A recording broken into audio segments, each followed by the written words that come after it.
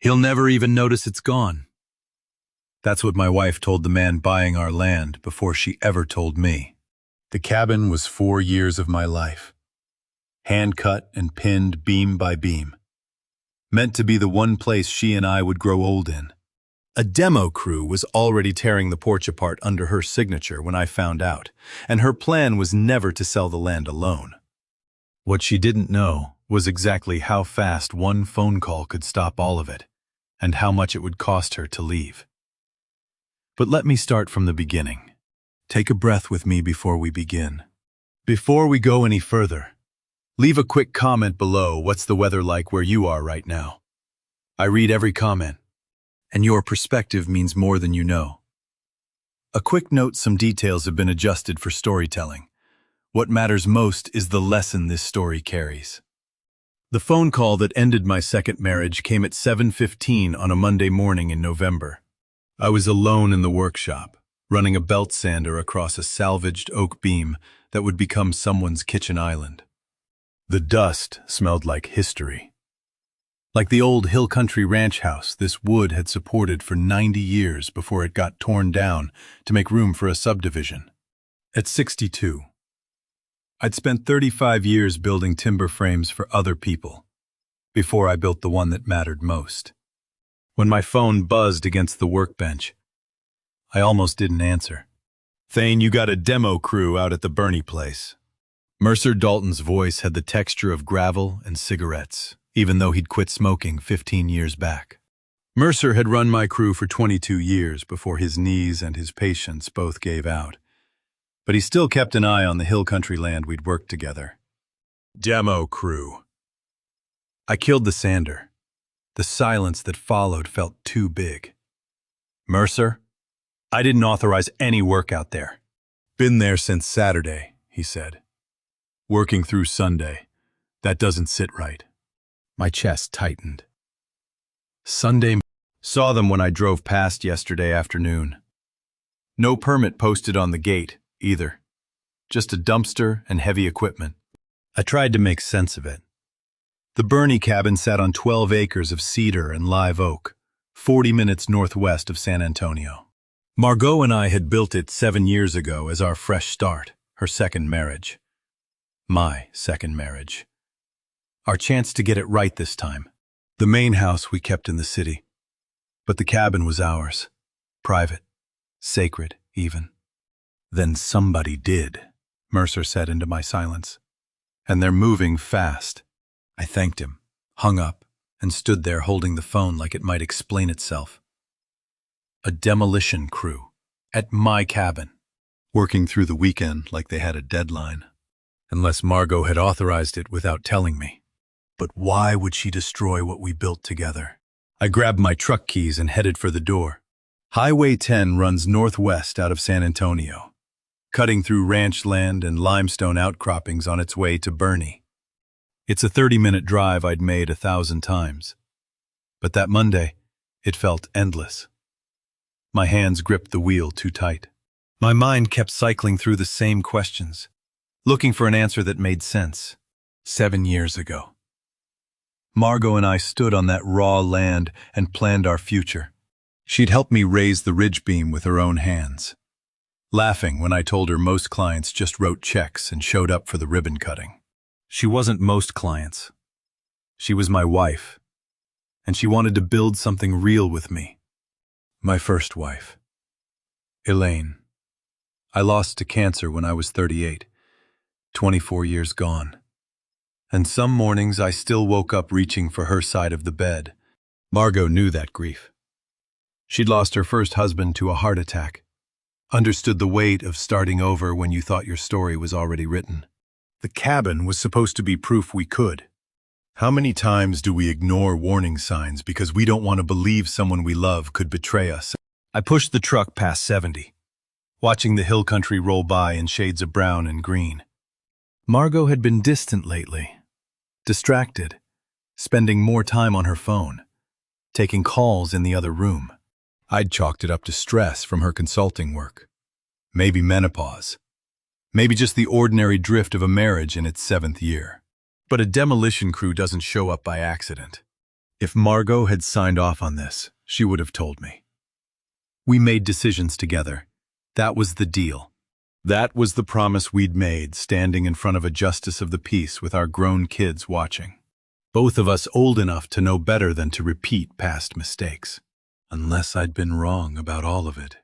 The turnoff came up on my left, a gravel road marked only by a cedar post I'd installed myself. No sign, no mailbox. We'd liked the privacy. Now I wondered what else that privacy had hidden. I built that cabin for us. If someone was tearing it down, I needed to know why before it was too late. My first wife I lost to cancer. My second wife I was about to lose to a choice I never saw coming. The gravel crunched under my tires as I turned in. The road curved through a stand of live oaks, their branches forming a tunnel of green shade even in November. I could see the cabin's roofline ahead. The cedar shake I'd installed shingle by shingle 3 summers back. And then I saw something else. Movement. Yellow metal. The wrong shapes in the wrong place. I came around the final curve and my foot hit the brake without me telling it to. Then I saw it. The dumpster. The dumpster sat crooked across the gravel turnaround I'd graded myself 4 summers back, rust orange. 20 yards long, positions like a coffin waiting to swallow everything we'd built. Behind it, a yellow excavator with its bucket already angled toward the cabin's front porch, hydraulic arm extended like a threat. A white pickup truck with faded lettering on the door sat near the excavator. A man in a safety vest and hard hat stood next to it, holding a clipboard like it could stop what I was about to do. I parked and killed the engine. The man looked up as I climbed out of my truck. He was younger than me by 20 years, clean-shaven. The kind of contractor who ran jobs by checklist and didn't ask questions as long as the paperwork was signed.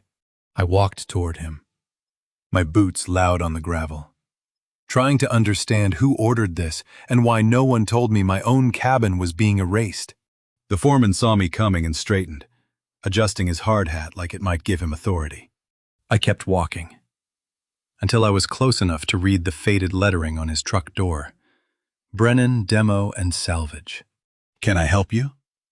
His voice was practiced neutral, the tone of someone used to property disputes. "We're scheduled for full demo, cleared through Friday.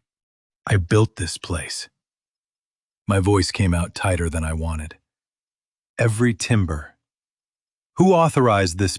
He didn't flinch. Dale Brennan had the weathered look of a man who'd spent 30 years managing demolition crews and had learned not to get involved in the reasons why people tore things down. He just turned his clipboard around so I could see it. "Permits right here. County stamped. Owner signature. All legal." I looked at the paper. Kendall County Building Department header. Property address matching the 12 acres I was standing on. Demolition clearance approved. Valid through November 8th. And at the bottom, in the careful cursive I'd watched her practice at our kitchen table years ago when she changed her name after our marriage, Margot Garrison's signature. My wife had signed the order to destroy what we'd built together. "When did she file this?" I heard myself ask. "Last week, looks like. Approved Friday." Friday. 3 days ago. While I'd been finishing a client's deck in Alamo Heights, Margot had been at the county office signing paperwork to erase our cabin. And she hadn't said a word. How long does it take to recognize the handwriting of someone you've loved? Less time than it takes to understand they've already left you. "You're Thane Garrison." Brennan's tone shifted slightly, less defensive. "The owner, co-owner. My name's on the deed too. Permit just shows her as primary." He tapped the signature line. "Says here she's got full authorization. You want to dispute it? You'll need to take that up with the county. I'm just doing the job I was hired for." I stared at the excavator, its yellow paint bright against the cedar trees. The bucket was positioned to take out the front porch first. The porch where Margot and I had sat last summer, watching fireflies, drinking bourbon. Talk about maybe retiring out here full-time in a few years. "I need you to stop," I said. "Can't do that without a court order." Permit's legal. I knew he was right. I'd pulled enough permits in 35 years to know how it worked, but knowing didn't make it easier to watch. I pulled out my phone and walked back toward my truck. Far enough that Brennan couldn't hear. My hands shook as I found Margot's number. She picked up on the third ring. "Hey." Her voice sounded normal, almost casual. Margot, 49, my wife of 7 years. Spoke through the phone with the careful distance of someone who'd rehearsed this conversation, but never planned to have it. "I'm at the cabin," I said. Silence. Then, Oh, there's a demolition crew here. Margot. A dumpster. An excavator. Your signature on a permit I never heard about, and all you've got is O. I was going to call you." Her voice went quieter, more guarded. "I just needed to handle some things first." Handle things. "There's a demolition crew tearing down what we built together. When were you planning to mention that?" Another pause. I could hear traffic in the background on her end. She wasn't home. She was driving, or maybe already wherever she'd planned to go when this conversation finally happened. "It's my land. Thane. It's my house now. I get to decide." The words hit like a physical thing. My land. My house, not ours. "We bought that land together," I said. "We built that cabin together. You raised the ridge beam with your own hands." "The deed's in my name, you know that." I did know that. We'd structured it that way for estate planning. Her first husband's death had taught her about probate complications. And putting the cabin solely in her name simplified things if something happened to me. I'd kept my workshop and equipment separate. It had made sense at the time. It had been about trust. Now that trust was demolishing our marriage, one board at a time. I'd lost my first wife to something beyond anyone's control. I was losing my second to a choice she'd made in silence. Why? I kept my voice level. "Just tell me why." "I can't explain it right now." "Can't or won't? Does it matter?" "It matters to me. It should matter to you." The background traffic noise on her end faded, like she'd pulled over or rolled up a window. When she spoke again, her voice had changed, not softer, but colder, more final. "I needed the money. Thane. The land's worth more without the structure. I found a buyer who wants to develop it, but they need clear lot. It's business." Business. The word tasted wrong. "Our cabin is business. It's my asset, and I'm liquidating it. You don't get a say in that." She'd never talked like this before. This wasn't the woman who'd laughed in the sawdust while we cut joists, who'd insisted on doing the finish work herself even when her hands blistered. This was someone else wearing her voice. "Where are you right now?" I asked. "That's not relevant." "It's relevant to me. Are you even coming home?" Then I heard it in her voice. Not guilt, not regret. Distance. "I don't expect you to understand right now," she said. "But this is what needs to happen. The demo crew knows what they're doing. Stay out of their way. Let them finish the job." "Margot, I have to go." The line went dead before I could say anything else. I stood there in the cold November morning, phone still pressed to my ear, listening to nothing. Behind me, the excavator's engine rumbled to life. Brennan was giving his crew the go-ahead to start. She said one more thing before the line went quiet. "I don't expect you to understand right now." Her voice had that quality I'd heard once before. Years ago, when I told someone goodbye, knowing I'd never see them again. She wasn't defending the cabin demolition. She was already gone. But understanding where she'd gone and why would take me back 7 years to the day we bought that land and made promises we both believed. I watched Brennan's crew position the excavator bucket against the porch railing, and I knew I couldn't stop them. Not legally, not today. But this didn't start in November, and it didn't start with a demolition permit.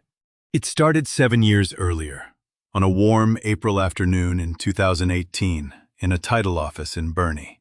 When Margot and I signed the papers that made us owners of 12 acres of raw hill country land. We'd been married 6 months. She was 42, I was 55, and we were both old enough to know that second chances don't come with guarantees. Catherine Weber sat across the table from us, reading glasses perched on her nose, walking us through the deed transfer with the practiced calm of someone who'd done this 1,000 times. Catherine had spent 20 years guiding hill country couples through estate planning and had learned to deliver probate advice in a tone that suggested she'd seen every variation of family conflict money could produce. For estate planning purposes, she said, tapping the ownership clause with her pen, especially in a second marriage, I'd recommend the deed in one name. Simpler for probate. Cleaner tax implications. Margot glanced at me. Makes sense. Thane, I'd been through this before. Not the land purchase, but the conversation about who owns what and why it matters. My first marriage to Elaine had been simple everything joint, everything shared, until cancer took her, and the state took 6 months to sort out what should have been straightforward. The deed can go in Margot's name, I said. But I'll keep the engineer of record designation under Garrison Timber Works. That stays separate. Catherine looked up. You're planning to build? That's the idea. Timber frame cabin, maybe 1,600 square feet. I'll be the licensed engineer of record for the structure. Smart, Catherine said, making a note. Keeps your professional liability separate from property ownership. I'll draft it so the deed shows Margot Garrison as sole owner. But any structural work falls under your LLC. How do you know which precautions will save your life, and which ones just make you look afraid? Margot reached across the table and squeezed my hand. You're being paranoid. Thane. We're building this together. Who do you think is going to take it from you? She was smiling when she said it. That warm smile I'd fallen for 6 months earlier when she'd walked into my workshop, looking for someone to build custom bookcases, and stayed to watch me work. She thought I was overthinking it. Treating estate planning like I treated load calculations, too careful, too precise. Unwilling to trust that some things could just be simple. But I'd learned the hard way in 1992 that trust and legal protection aren't opposites. Sometimes they're the same thing. That year I'd partnered with a developer on a commercial timber frame project in New Braunfels. Shook hands on a gentleman's agreement that we'd split ownership and decision-making 50-50. I'd done the engineering, the craftsmanship. Poured 8 months of my life into that build. Then the developers sold the project out from under me to a buyer who wanted cheaper finishes and faster timelines. My name was nowhere on the controlling documents. I had no say. I watched them rip out joinery I'd cut by hand and replace it with steel brackets and construction adhesive. I'd vowed never to build anything again without keeping engineer of record authority in writing. Catherine finished drafting the ownership structure and slid the papers across for our signatures. Margot signed first, her cursive neat and confident. The same signature that would appear on a demolition permit 7 years later. I signed below hers, adding my initials next to the clause that designated Garrison Timber Works, LLC, as engineer of record for any future construction on the property. Congratulations, Catherine said, shaking our hands. You own 12 acres of beautiful hill country land. We drove out to the property afterward, pulling off Highway 10 onto the gravel road that wound through cedar and live oak. The land sat on a gentle rise, with views west toward the hills, and the afternoon sun turned everything golden. No structures yet. Just raw earth and limestone outcroppings and the kind of quiet you only find 20 miles outside a city. Margot got out of the truck and walked to the highest point, turning in a slow circle to take it all in. She wore jeans and boots and one of my old work shirts rolled up at the sleeves. And I remember thinking she looked like she belonged there. This is where we build the cabin, she said, pointing to a flat section near a stand of live oaks. Ridge line running east-west to catch the prevailing breeze. Front porch facing the sunset. I walked up beside her. You've been thinking about this since the day we found the listing. She turned to me, eyes bright. This is our fresh start. Thane. No ghosts from first marriages. No regrets about roads not taken. Just us, building something real. I believed her. Why wouldn't I? We'd both survived loss and loneliness, found each other later than most people find their person, and we were grateful for the chance. The land felt like proof that second acts were possible. We'll start with survey and soil tests, I said. Then foundation design, timber sourcing. If we're smart about it, we can break ground by fall. She laughed like I was building a moat around something that could never be attacked. Always the engineer. Can't you just enjoy the moment? I am enjoying it. I'm also making sure we do this right. She kissed me then. Standing on that raw land with the April wind moving through the cedar trees, and I remember thinking I'd finally gotten it right. Marriage. Partnership. The careful balance between love and protection. She laughed and said I was being too careful, that we were partners now, and I was overthinking estate planning like I overthought joint angles. I didn't know then that the piece of paper I'd just signed, keeping Garrison Timber Works as engineer of record while the deed went in her name alone, would be the only thing standing between me and losing everything 7 years later. But that April afternoon, we weren't thinking about protection or betrayal. We were thinking about the cabin we'd build together on that raw land, and how sometimes getting a second chance means you get to build your life right this time. The cabin took 3 summers to build, and in every memory of those years, she's there beside me. We broke ground in October 2019. The first phase was foundation work, but Margot came out every weekend to watch, to learn, to hand me tools. She wore work gloves too big for her hands and steel-toed boots bought specifically for the project. By summer 2020, she wasn't just watching. She was framing alongside me, learning to read my pencil marks, carrying oak beams heavier than she should have lifted. I'd catch her studying the joint work, running her fingers over the mortise and tenon connections like she was memorizing how things fit together. The defining moment came in July 2020, when we raised the ridge beam. It was a 30-foot Douglas fir timber that would support the entire roof structure, and it took both of us on opposite ladders with a come-along and a lot of faith in physics to lift it into position. Margot stood across from me, her hands gripping the come-along chain, sweat running down her face in the hill country heat. "Ready!" I called across to her. "Ready." We pulled together, slow and steady, the beam rising inch by inch until it seated into the mortises I'd cut.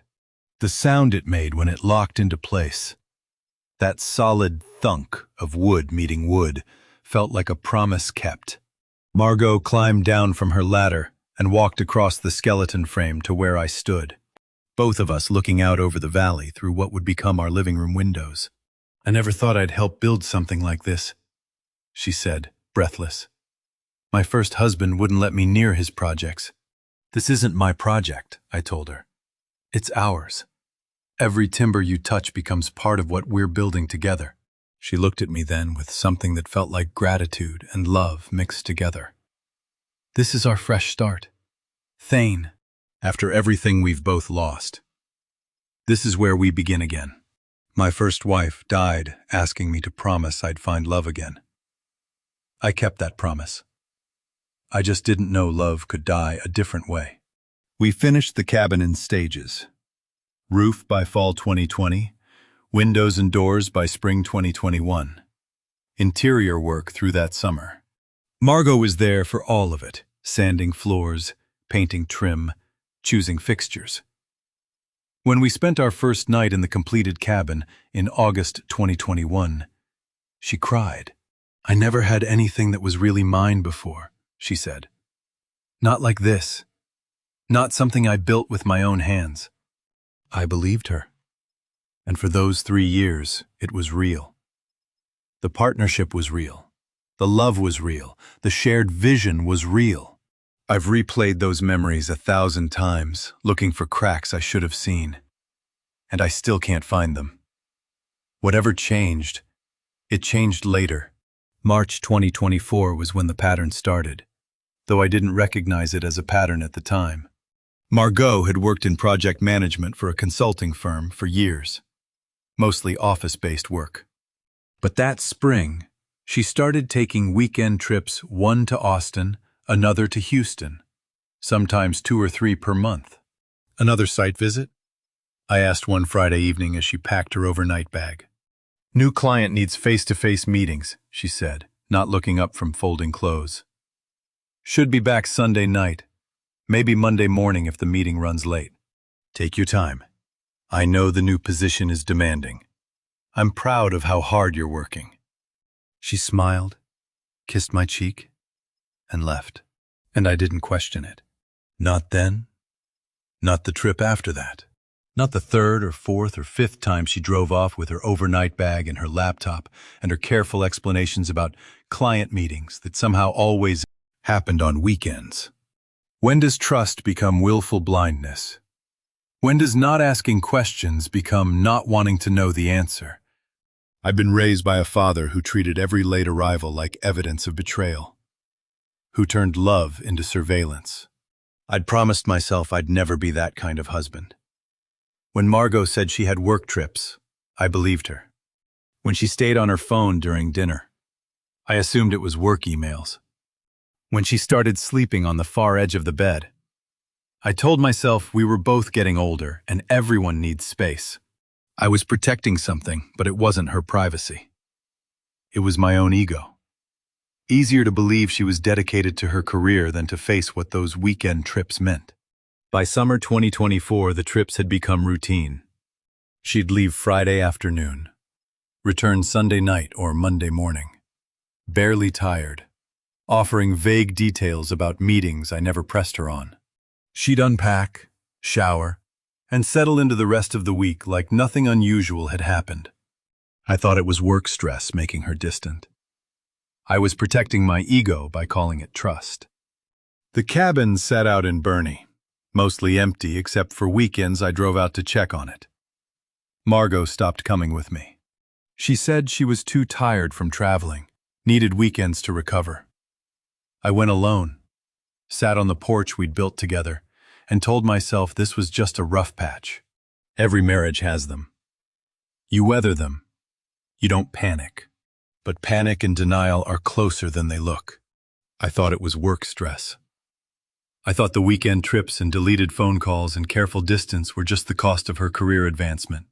I was wrong about all of it, but I wouldn't know how wrong until 8 months later, when I'd see her signature on a demolition permit and realize she'd been planning her escape for longer than I'd been noticing the signs. And I wasn't the only one who'd noticed my son Corbin had seen something I'd missed entirely. My son saw it before I did, and he carried that knowledge alone for 3 months. I didn't learn this until later, but the story needs what Corbin witnessed in August while I was still blind. He'd stopped by the house on a Saturday afternoon to return my circular saw. I was out running errands. Margot was home alone. Corbin let himself in through the side gate and found her on the back patio. She was sitting in one of the teak chairs, phone in her hands, smiling. Not the polite smile she wore at family dinners, or the tired smile she gave me when I asked about her day. This was different, intimate. The kind of smile that comes from someone saying exactly what you want to hear. Corbin Thatcher, 30 years old, carried his late mother's cautious eyes and her instinct to protect the people he loved from truths that would hurt them. He stood there for maybe 3 seconds before Margot noticed him. She looked up, and her face shifted too fast, too bright, the smile transforming into something casual and fake before he could blink. "Corbin, I didn't hear you come in. Just catching up on work emails. You know how project managers are always available." But she'd already closed whatever she'd been reading. Her thumb had moved across the screen the instant she saw him, killing the message before he could see who sent it or what it said. Right. Work. Corbin set the saw down by the door. "I just came to drop off Dad's circular saw. Is he around?" "Errands. Should be back in an hour." They stood there in awkward silence, both knowing something neither wanted to say. Corbin told me later he could feel it, the angle she'd held the phone. The flush fading from her cheeks. The defensive set of her shoulders. When do you tell someone the truth that will destroy them? When do you stay silent and become part of the lie? Corbin chose silence. He made small talk for 2 minutes and left. He drove home arguing with himself. Tell me and watch my world break again, or stay quiet and hope he was wrong. He chose wrong. But I understood why. My first wife, Corbin's mother, died when he was 6. He watched me hollow out for years afterward, watched me go through the motions without actually living. When I finally met Margot and started rebuilding, Corbin was relieved. He wanted me happy. He didn't want to take that away based on suspicion, a feeling, a glimpse of his stepmother smiling at her phone. So he stayed quiet for 3 months while I stayed blind. I'd taught Corbin honesty his whole life. Then he learned from watching me that sometimes we lie to ourselves about what we don't want to see. Monday evening, November 4th. I sat alone in the living room, trying to make sense of how I'd gotten here. The house felt too big, too empty, though nothing had changed from this morning. Same furniture, same walls, same framed photos of Margot and me at the cabin dedication in 2021. But everything had changed. I started assembling the pieces I'd been ignoring. March was when the weekend trips started. Austin, Houston, client meetings that never produced new projects. 2 was the phone call in the garden, where she'd stepped away and spoken too quietly to hear before saying it was a wrong number. July 4th, at the family barbecue. Corbin had been tense around Margot. I'd noticed but dismissed it as work stress he'd been managing, a difficult commercial build. Now I wondered if he'd been carrying something heavier. August through October. Margot had grown more distant, not angry, not cold exactly, just absent. Present in body, but gone in every way that mattered. I'd chalked it up to her job, middle age, ordinary erosion. And then the demolition permit she'd filed without telling me. Sterling Hewitt's offer, her voice on the phone this morning. It's my land. Thane, it's my house now. I get to decide. If she needed money, she would have told me. If she was drowning in debt, scared of creditors, facing financial ruin, she would have asked for help. That's what partners do. That's what 7 years of marriage should have earned me, the chance to help her when she needed it. But she didn't ask. She didn't tell. She just decided to demolish the cabin we'd built together and sell the land to a developer. And she did it all in secret. The cabin was never the point. It was just in the way of wherever she was going. I sat there in the quiet house and felt the last of my denial crumble. This wasn't financial desperation. This was an exit strategy. The cabin sale was never about paying bills or solving problems. It was about liquidating assets, creating distance, funding a departure. She'd been planning to leave. Maybe not this week, maybe not this month, but eventually. And she'd been planning it long enough to line up a buyer, file permits, and sign whatever documents she needed to make the sale happen without my consent.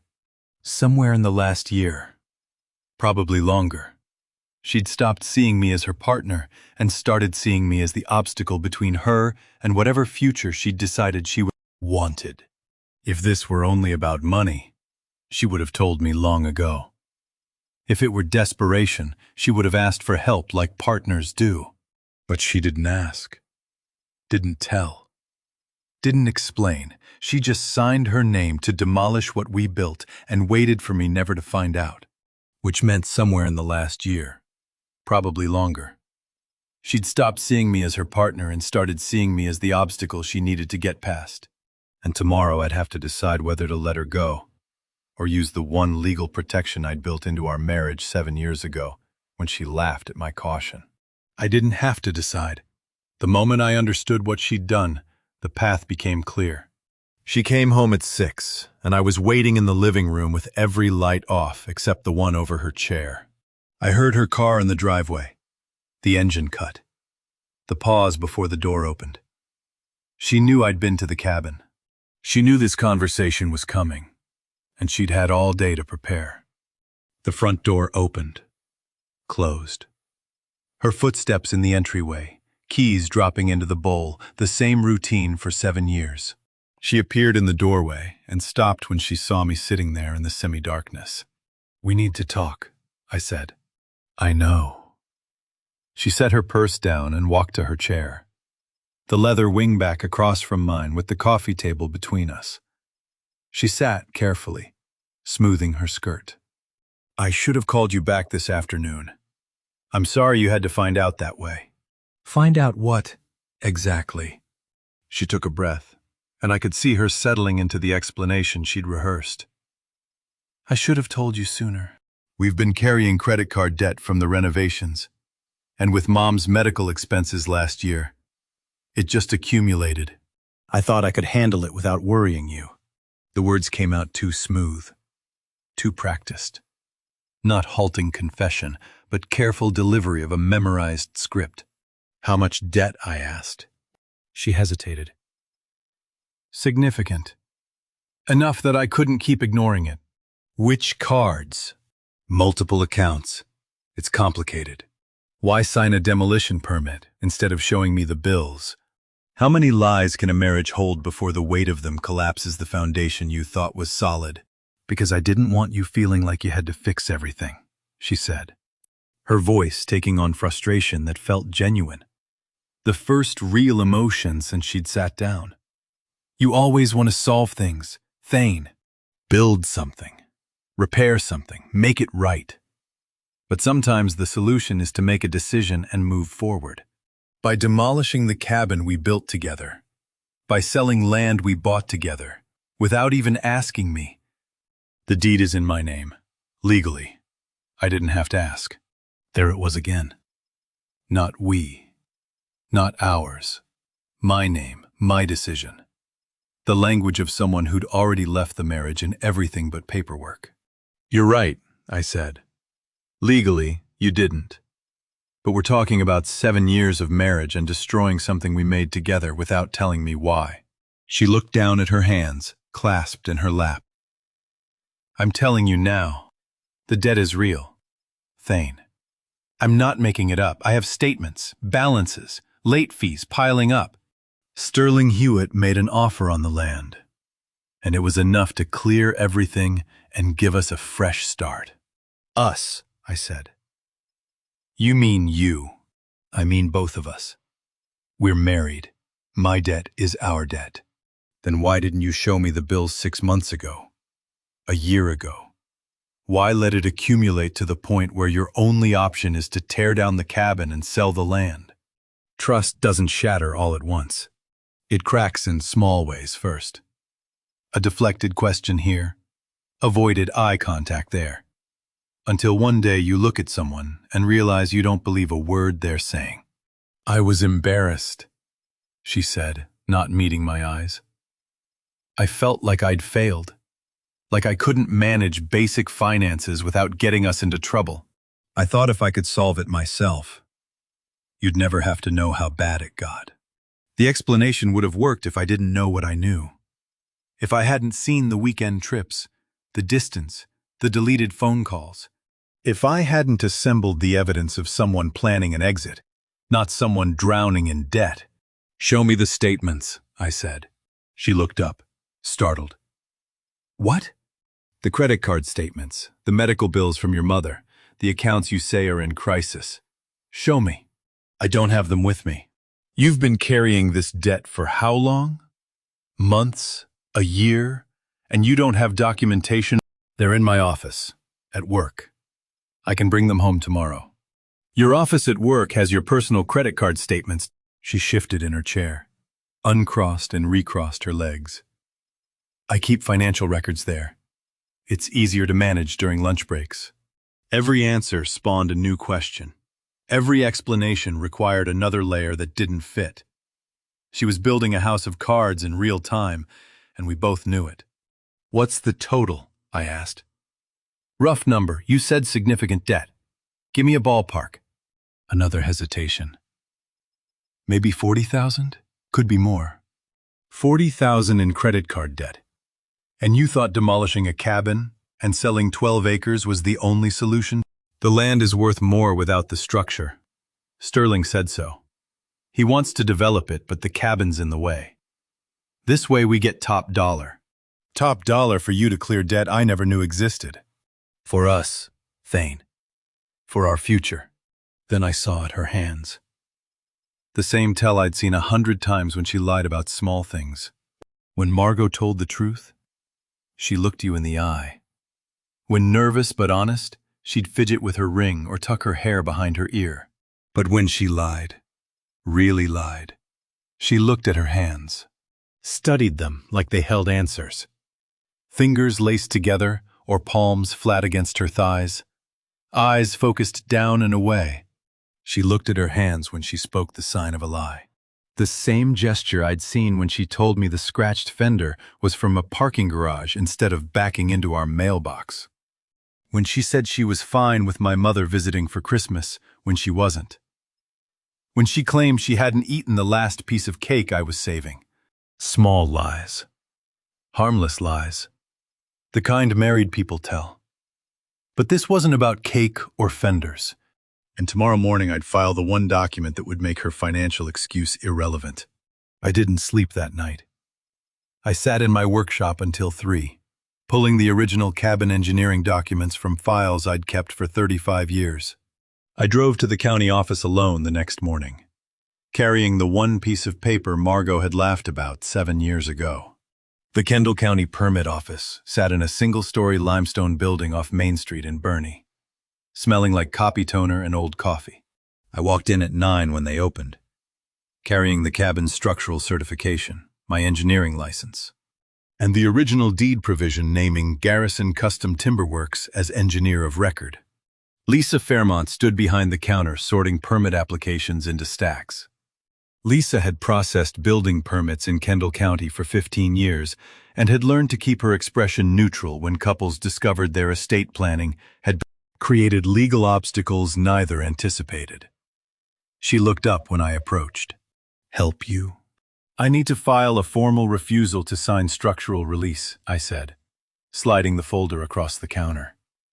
"For a demolition permit issued last Friday. Property on County Road 474.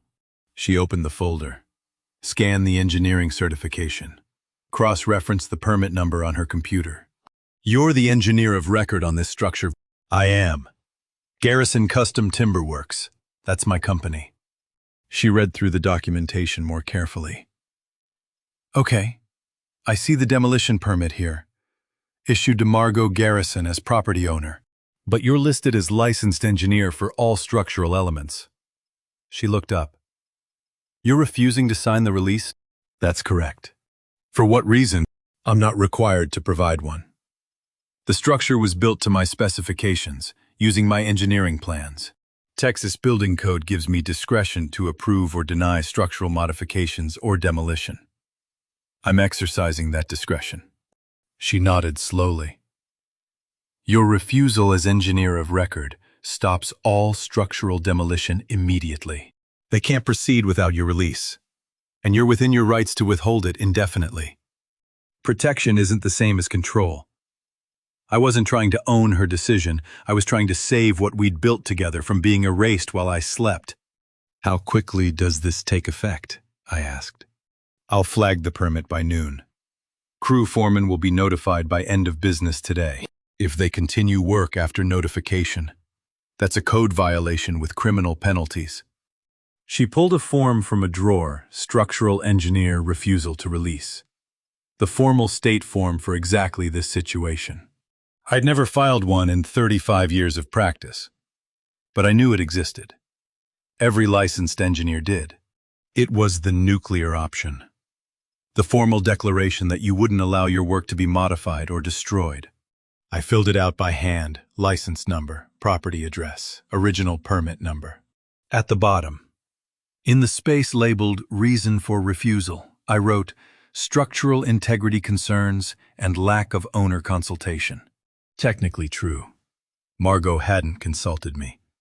And I had concerns about the integrity of everything we'd built, not just the timber frame. Lisa processed the form, entered it into the system, printed a copy from my records. 15 minutes to undo whatever plan Margot had spent months arranging. "This goes into effect immediately," she said, handing me the stamped copy. "The demolition crew is legally prohibited from touching any load-bearing structural elements, timber framing, foundation, roof supports. They could still remove cosmetic elements, like siding or porch railings, but nothing structural. And if the property owner disputes my refusal, she'd need to either get you to change your mind or hire a different engineer willing to certify that demolition can proceed safely without your involvement. Given that you're the engineer who designed and built it, good luck finding someone willing to override your professional judgment.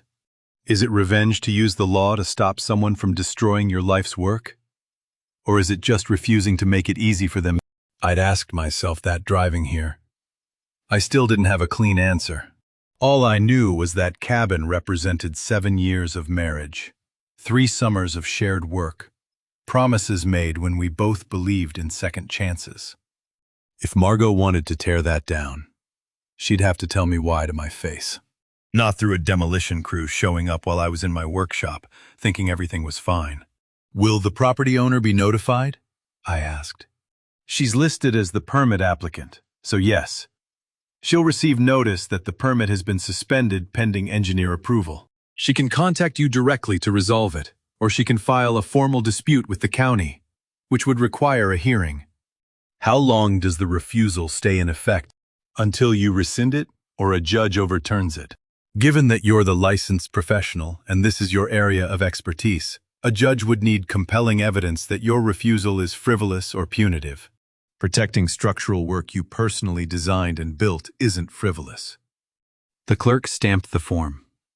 Just like that. Margot's plan died on paper. I walked out into the November morning with the stamped refusal in my folder, and something that felt like control for the first time since Monday. Not victory. I wasn't naive enough to think this solved anything, but at least I'd stop the bleeding. The cabin would still be standing tomorrow. Margot would get the notification by end of day. The crew would stop work. Sterling Hewitt's offer would be complicated by the fact that the structure couldn't be demolished without my signature. 7 years ago. Margot had laughed when I insisted on keeping engineer of record authority separate from property ownership. She'd called it paranoid, unnecessary, overthinking. Now that paranoia was the only thing standing between her plans and the cabin we'd built together, the crew stopped. But the real battle hadn't started yet. Blocking the demolition didn't answer why she wanted it in the first place. Didn't explain the coldness in her voice Monday morning or the lies Monday night. It just bought me time to find out what I was really fighting. A financial mistake? Or the end of a marriage I thought was solid? And I wouldn't have to wait long to find out which one it was. The county said they'd notify her by end of business day. They were more efficient than that. She found out by noon, and by 12:30 she was standing in our living room with her phone still in her hand and panic written across her face. I was in the workshop when I heard her car in the driveway. Fast, gravel spraying. Not her usual careful approach. The front door slammed hard enough to rattle the windows. I walked into the house and found her pacing the living room. Phone clutched like it might explode if she let go. "You filed a refusal." Her voice came out high and tight. "You deliberately blocked the permit. Do you have any idea what you just did to us financially?" "I blocked the demolition of a cabin I built with my own hands," I said, keeping my voice level. "Why didn't you ask me before signing that permit?" "Margot, because I knew you'd do this." She gestured wildly at nothing, at everything.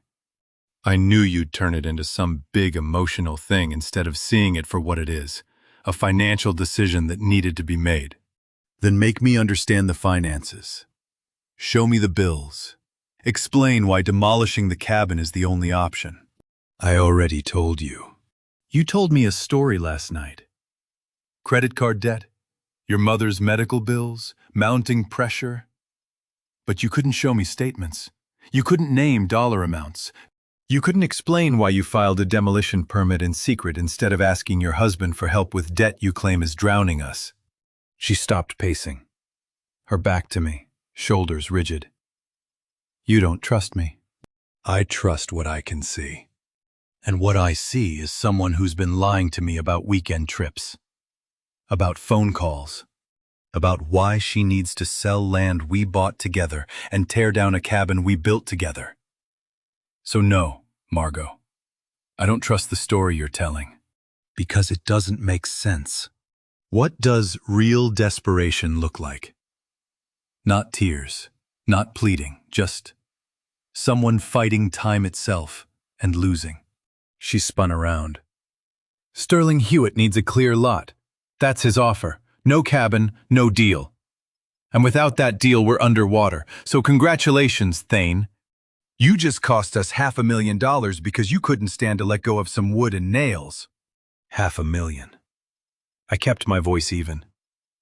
That's what he offered for 12 acres in hill country that's below market.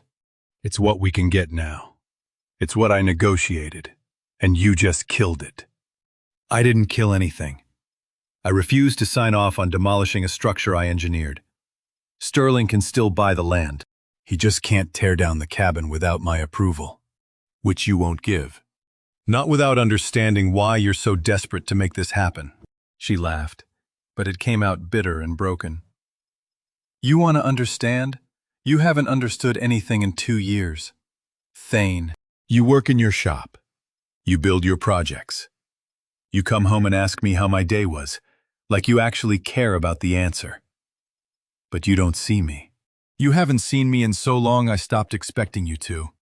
Then help me see. Tell me what's really happening. What's happening is you're sabotaging the one solution I have to fix the mess we're in.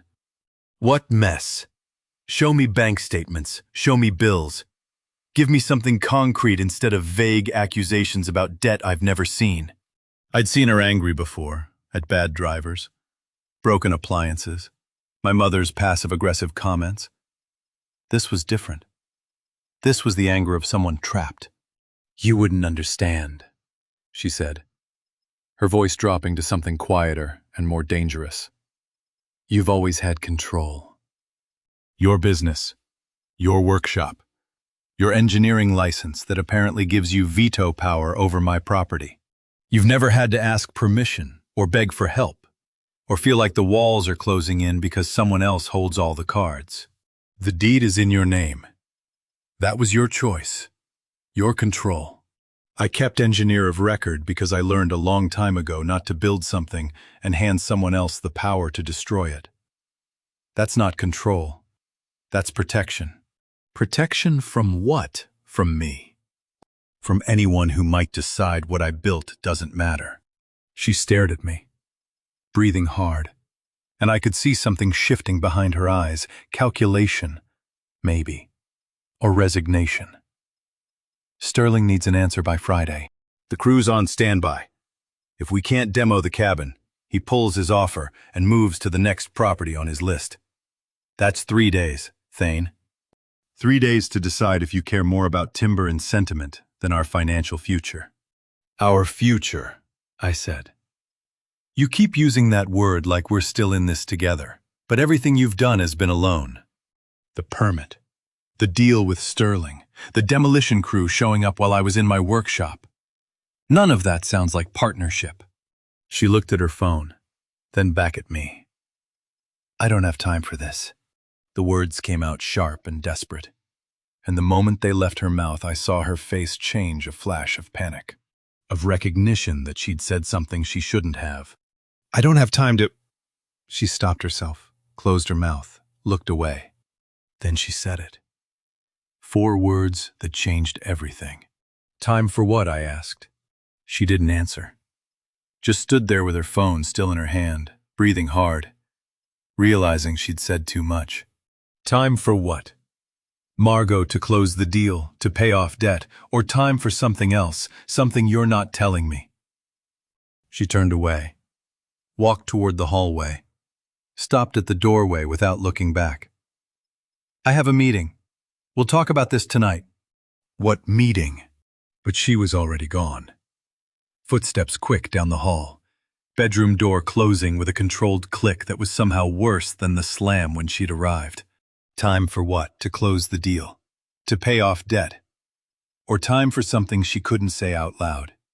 While standing in the house we'd shared for 7 years, I was about to find out just how many people had seen what I'd been too trusting to notice. She said she had a meeting. I found out later where she went and who saw her there. Mercer didn't plan to be there. But that's how the most important moments usually happen by accident. When nobody's performing for an audience. He called me Tuesday evening. Voice careful in that way people use when they're about to tell you something that will hurt. He'd been in Bernie that afternoon, finishing a grading consultation for a client. Stopped at the Main Street Cafe for coffee before driving back to San Antonio. Sat by the window with a newspaper and a cup of black coffee. Same routine he'd had for 20 years. That's when Margot walked in. Mercer recognized her immediately. He'd worked on projects with me long enough to know my wife. Had been to our house for barbecues, knew her face and her walk.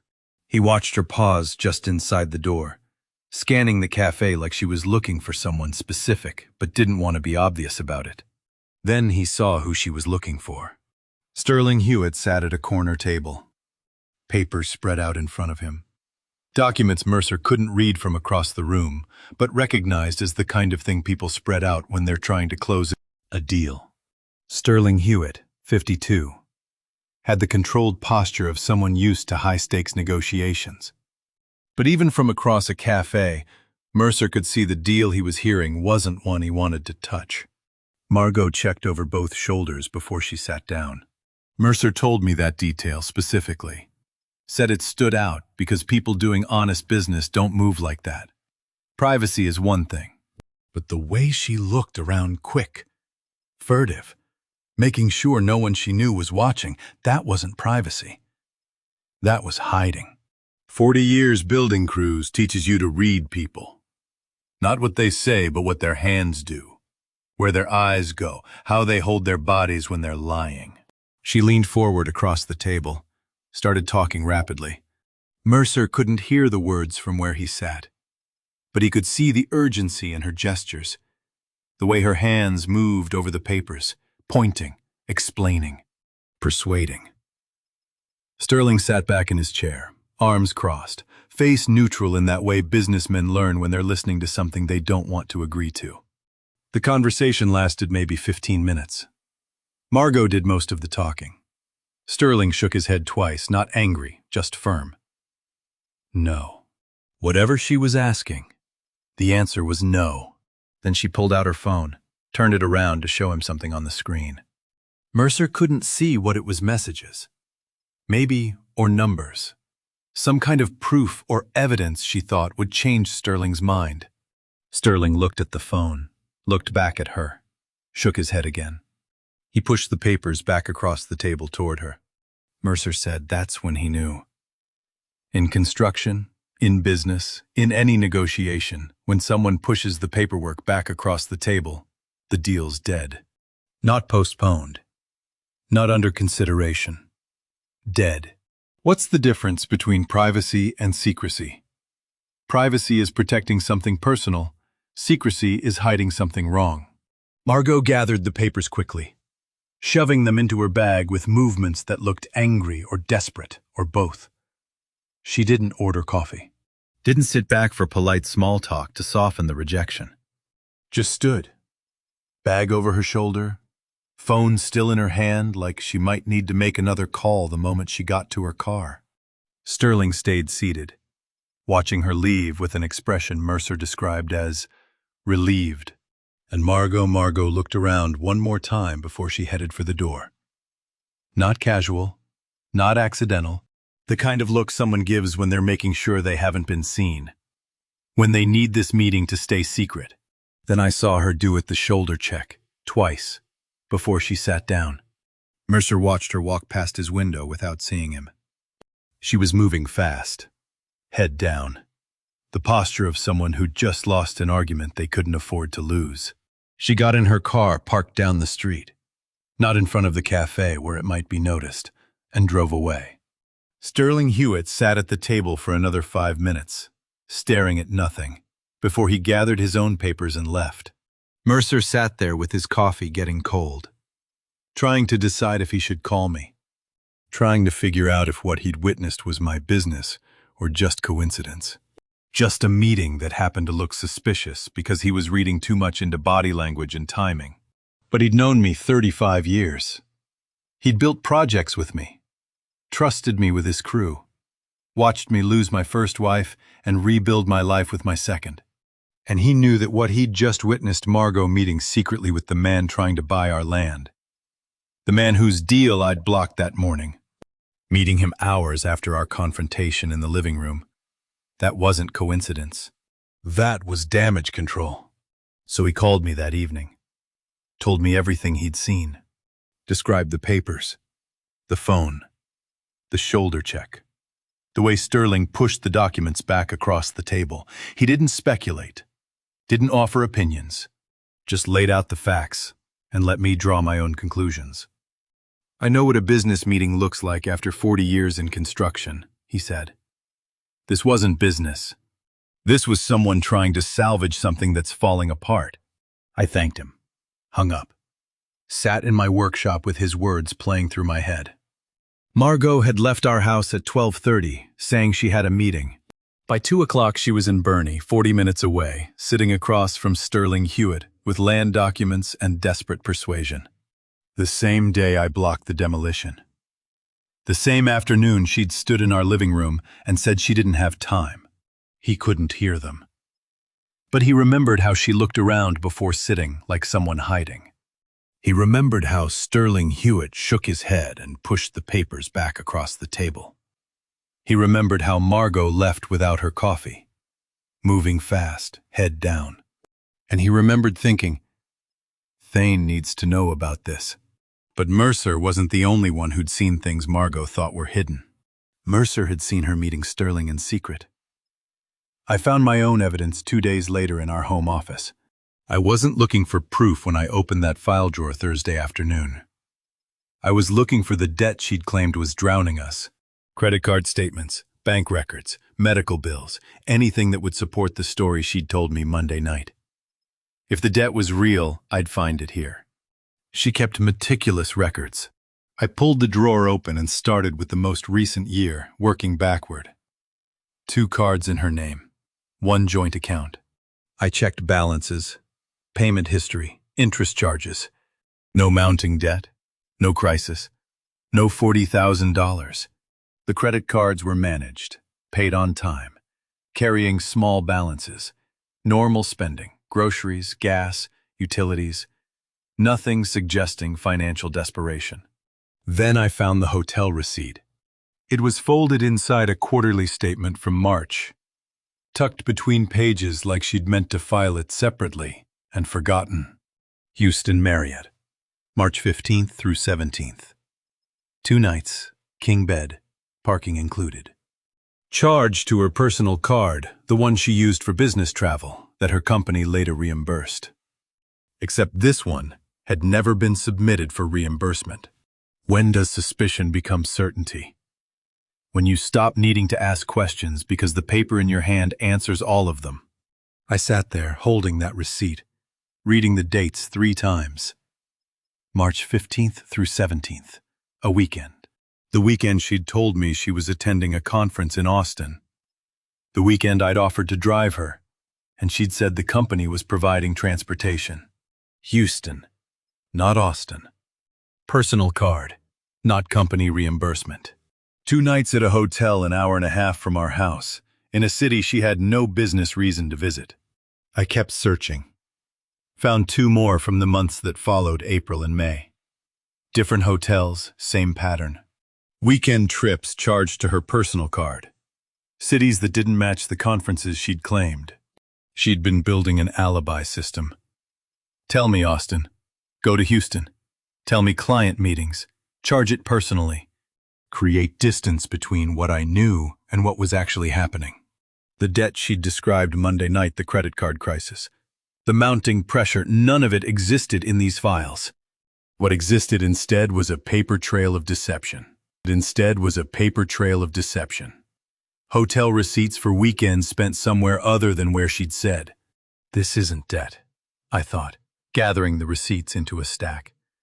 This is evidence of something she never meant me to find. I waited until Thursday evening when she came home. Heard her car in the driveway, her usual routine, keys in the bowl, purse on the console, footsteps toward the kitchen. I was sitting at the kitchen table with the Houston Marriott receipt in front of me. She saw it the moment she walked in. Stopped in the doorway, her face going very still. "What's that?" she asked, though her voice said she already knew. I didn't answer. Just slid it across the table toward her. She picked it up, looked at it, set it back down. "That's they charged me for the wrong hotel." I stayed at the conference center in Austin, but Marriott's system mixed up the billing. "You told me the conference was March 22nd, I said, my voice quiet and measured. "This receipt is dated a week earlier. Different city, personal card, not work." I'd learned silence is louder than accusations. Let someone fill the quiet with their own lies, and eventually they'll run out of words worth saying. "I must have gotten the dates confused," she said. "It's been months. I don't remember every business trip perfectly. I offered to drive you that weekend. You said no because the company was providing transportation. But this is your personal card. No reimbursement." She looked away, toward the window. Anywhere but at the receipt sitting between us. "The company canceled the transportation at the last minute. I had to book my own hotel and submit it later." "Did you submit it?" "I don't remember. Probably. I'd have to check." I found 3 more. April, May, June. All personal charges. All weekends you told me were work conferences. None submitted for reimbursement. The lies were falling apart in real time. Each explanation weaker than the last. "You're going through my financial records." She tried to shift to offense. "Make this about invasion of privacy instead of what the receipts proved. You're searching my files like I'm a suspect. You told me we had credit card debt drowning us. I went looking for the bills to understand the crisis you described. I found these instead. So you're spying on me. I'm verifying a story you told me to justify demolishing our cabin. And what I'm finding is that the story doesn't hold up." She stood there, arms crossed, jaw tight. Not angry defensive, cornered. "I don't have time for this," she said. "I don't have time to defend every hotel receipt to someone who's decided I'm lying about everything." "Then tell me the truth. Not about the debt there is no debt. Tell me where you were those weekends. Tell me why you need money so desperately you'd file permits behind my back and lie. Tell me what you're running from." Then I saw what I'd been refusing to see for months. Fear in her eyes that had nothing to do with money. "I'm not running from anything," she said. But her voice shook. "I'm trying to fix our financial situation, and you're making it impossible." I didn't argue. I just looked at her, holding that receipt between us like evidence at a trial neither of us wanted to attend. And for the first time since Monday morning's phone call, she looked more afraid of me knowing the truth than she was of losing the cabin, the land, or the money Sterling Hewitt had offered, which told me everything I needed to know about what she was really trying to escape. But I still didn't know who was waiting on the other end of that escape. Thursday night she slept in the guest room. Friday morning she was gone before I woke up. Mercer came to the workshop Friday morning carrying information he'd been holding for 3 days, waiting for the right time to deliver it. I was running a planer across a cedar beam when I heard his truck outside. The shop door opened, and Mercer walked in with the careful posture of someone about to say something they wished they didn't have to. "Got a minute?" he asked. I killed the planer. Brushed the cedar shavings off my hands. "Always." He looked around the workshop, habit from 40 years of checking job sites, making sure we were alone before talking about things that mattered. Merxa confirmed what he'd told me on the phone Tuesday night, the cafe meeting. The papers pushed back, Sterling's refusal, but this time he had something new to add. I stood there, processing what he was telling me, fitting it into the pattern I'd already seen. The hotel receipts, the lies about work trips, the panic when I blocked the permit, her slip about not having time. How much evidence do you need before suspicion becomes certainty, and certainty becomes action? I've been finding things, I said. Hotel receipts from weekends she said were work conferences. Wrong cities, wrong dates, personal charges instead of company reimbursement. When I showed her Thursday night, she tried to deflect. Said the hotel charged wrong. Said she got dates confused. But the fear in her eyes wasn't about being caught in a lie. It was about me knowing the truth. Mercer nodded slowly. The meeting Tuesday looked like someone trying to salvage something falling apart. Not a business negotiation. Damage control. She needs that money, I said, thinking out loud. The cabin sale. Sterling's offer. She told me it was to pay debt, but there is no debt. I searched every financial record we have. The credit card's a fine. No crisis. Then what's the money for? I looked at the cedar beam I'd been planing. Clean grain exposed where the blade had cut. Sometimes you have to strip things down to see what's really underneath. I think she's leaving, I said. Not just the cabin, the marriage. And she needs the money to do it. Mercer was quiet. You think Sterling knows? I think Sterling suspects something's off. That's why he pushed the papers back. That's why he looked relieved when she left. What are you going to do? I'm going to talk to him. Hear his version of this deal. Find out what she told him and what she's really after. Then it clicked. All of it. The timeline she kept mentioning, I don't have time for this, wasn't about closing the land deal. It was about whatever deadline she'd set for leaving. The weekend trips to hotels weren't work conferences. They were planning sessions. Maybe meetings with whoever was waiting for her on the other side of this escape. The demolition permit wasn't about clearing the lot for Sterling's development. It was about erasing the physical evidence of our marriage, the cabin we'd built together, the ridge beam she'd helped me raise, the promises we'd made 7 years ago. And Sterling Hewitt's offer, that $500,000 she needed so desperately, wasn't to pay imaginary debt. It was the escape fund. The cash that would let her start over somewhere else, with someone else, leaving me to figure out the pieces after she was already gone. Thanks for telling me, I said to Mercer. He nodded. Figured you had a right to know what I saw. After he left. I stood in the workshop with sawdust on my hands and the smell of fresh-cut cedar. Assembling the full picture for the first time. The man wasn't just buying land. I was starting to understand how it all connected. Margot needed the money not to pay debt, but to fund whatever came after she left. Sterling Hewitt was the cash source. The timeline she kept mentioning, I don't have time, was whatever deadline she'd set for leaving. And the demolition permit wasn't about clearing land for development. It was about erasing the last physical evidence of our marriage before she disappeared, which meant I needed to hear Sterling Hewitt's version of this deal face to face. That afternoon I drove to Bernie to hear what Sterling Hewitt would tell me. Sterling Hewitt's office sat on the second floor of a renovated limestone building 2 blocks from the courthouse. I drove there unannounced because men reveal more when they haven't prepared their answers. The receptionist, a woman in her 30s with careful makeup, told me Mr. Hewitt was in a meeting. I said I'd wait.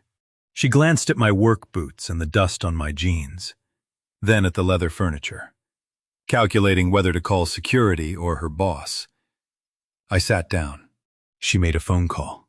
3 minutes later, Sterling Hewitt walked into the lobby. He wore a gray suit that probably cost more than my truck payment. Handshake firm in that way men practice when they've learned touch conveys dominance. But his eyes were curious, not hostile. He'd seen my name on enough legal documents to recognize it.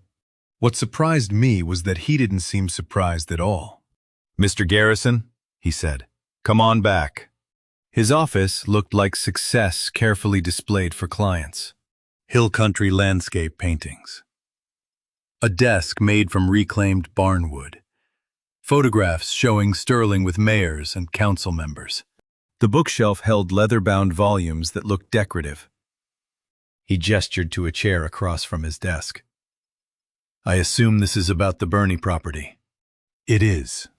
I heard about the engineer refusal. That was unexpected. Was it? I watched his face. You made an offer on land with an existing structure. Didn't your attorney mention that demolition would require the engineer's approval? They mentioned it as a formality. Your wife indicated it wouldn't be an issue. My wife doesn't speak for my engineering company. He nodded slowly, leaning back in his chair. Fair enough. So where does that leave us? I'd like to understand the deal. Why this property? You're a developer. You must have dozens of parcels. What made ours worth pursuing? Location, he said smoothly. Hill country views. Reasonable acreage. Proximity to Bernie's expansion. It fits the profile for my investors. Who recommended it to you? I'm sorry. The property. How did it come to your attention? Did someone bring it to you? He shifted slightly in his chair. Mrs. Garrison approached me, said she was interested in selling, asked if I'd be willing to make an offer. When was this? March, I believe. Early spring. 6 months ago. The same time the hotel receipts started. The same time Margot's weekend trips began. People don't lie with their words as much as they lie with timing, with what they choose to explain versus what they assume you already know, with the details they offer before you ask versus the ones they only give up when pressed. And the demolition requirement, I said. When did that become part of the deal? From the beginning. The structure doesn't fit the development plan. We'd need a clear lot. Did my wife know that? I explained it in our first meeting. She understood. The land deal on the surface seemed pretty straightforward on paper. But something in Sterling's careful answers wasn't adding up right. What do you think Margot's real endgame is here? Drop your theory in the comments. I'd love to hear what you're seeing that I might have missed. Quick reminder, this is a fictionalized dramatization for entertainment purposes only. End mid-story, CTA. So she knew in March the cabin would be demolished, and she never mentioned it until last week, when you'd already filed the permit. He looked uncomfortable, his corporate polish starting to crack. Mr. Garrison, I'm a land developer. I make offers based on what sellers bring me. The internal dynamics of how couples make decisions, that's not my area. But you met with her Tuesday. After I blocked the permit, at the cafe on Main Street. His expression shifted just for a second. Just long enough for me to see he hadn't expected me to know about that meeting. Mrs. Garrison wanted to discuss options for moving forward, given the complication with the engineer approval. What options?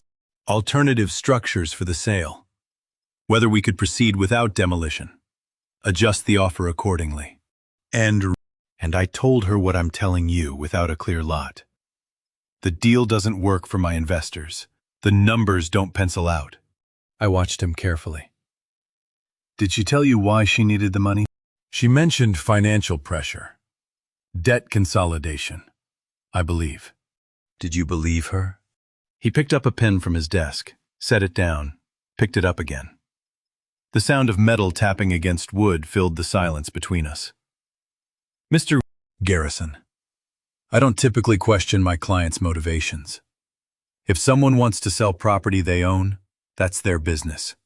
But you had questions about this one. The pen stopped tapping. I had concerns about the timeline, the urgency, the fact that she kept asking if we could close faster. How fast? She wanted to close by end of November.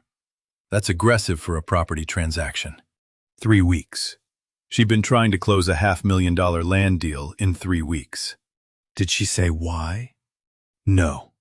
But when someone's that eager to sell, it usually means they need the cash for something specific, something time-sensitive. I leaned forward. Did Margot ever mention anyone else? Anyone who might have been involved in this decision? And there it was. The micro-expression I'd been watching for. His eyes flicked away for a fraction of a second before coming back to mine. His jaw tightening in a way that told me my question had hit something he didn't want to discuss. No, he said. But the word came out too carefully. This was between Mrs. Garrison and myself. He was lying. Not about the deal, about what he knew or suspected about why Margot needed it. I appreciate your time, I said, standing. He stood too, relief visible in the way his shoulders dropped. If you change your mind about the engineer release, I won't. He walked me to the door, shook my hand again with that practiced firmness. His eyes wouldn't quite meet mine. I drove back to San Antonio with more questions than answers. But one thing was clear. Sterling Hewitt suspected something about Margot he didn't want to get involved in. A businessman's instinct that something wasn't right, kept carefully to himself. He didn't give me the answer I needed. But his eyes when I mentioned Margot told me enough. I stared at Sterling across the polished desk, my hands gripping the armrests hard enough to leave marks in the leather. The air conditioning hummed, but sweat prickled the back of my neck. Let me get this straight, I said slowly. Margot came to you in March. She initiated contact. She pushed for the sale. Sterling's jaw worked. He looked like a man who'd stepped on a rake and was waiting for the handle to smack him in the face. Mr. Garrison, I really think... Answer the question. He nodded. Barely. Yes, she reached out first. March 2024. The same month I'd found that text thread on her phone. The same month everything I thought I knew about my marriage started cracking apart. I thought of those messages. Miss you already. Last night was incredible, and felt something twist in my gut. What exactly did she say when she contacted you? Sterling shifted in his chair.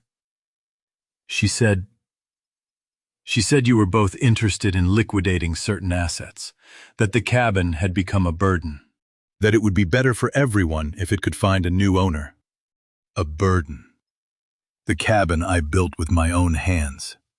The place where I'd taught Corbin to fish, where Margot and I had spent our anniversary watching the sunset from the deck. Did she mention why the urgency? I asked. Why she needed this done so fast? He hesitated. And I saw it, that flicker of something in his eyes. Knowledge he didn't want to share. Mr. Hewitt. She mentioned financial planning, restructuring. She said it was important to move quickly while market conditions were favorable. Lies wrapped in business speak. I've been in construction for 40 years. I knew what people sounded like when they were covering something up. And Sterling Hewitt was doing a piss-poor job of it. What else did she say? Nothing relevant to... What else? The silence stretched between us. Outside Sterling's office, I could hear phones ringing, the muffled conversation of his secretary. Normal business sounds. But there was nothing normal about this conversation. How long can you know someone before they become a stranger? Sterling exhaled, and when he spoke, his voice was quieter. She said you wouldn't mind, that you'd barely been out there in years anyway, that it was just sitting empty most of the time. That part was true, and it burned. I had been absent. Too many 16-hour days at the business. Too many weekends reviewing bids instead of driving out to the hill country. But that didn't give her the right to... When did you draft the contract? I asked. Late March. She reviewed it in early April. We were ready to move forward, but then she said she needed to wait. She wanted the timing to be specific. Specific how? Sterling looked down at his desk, at the folder with my name on it. She wanted to ensure you'd be focused on other things. She suggested October or November would be ideal. Said you'd be busy with year-end contracts, that you'd appreciate her handling the details. The rage that flared through me was so sudden, so hot. I had to clench my teeth to keep from shouting. She'd planned this, orchestrated every piece of it, waited for the exact moment when I'd be most distracted, most vulnerable. And you didn't think any of this was strange?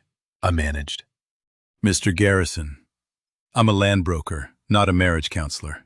Plenty of couples handle their finances separately. I had no reason to... You had every reason. I leaned forward. She filed legal documents behind my back and never told me.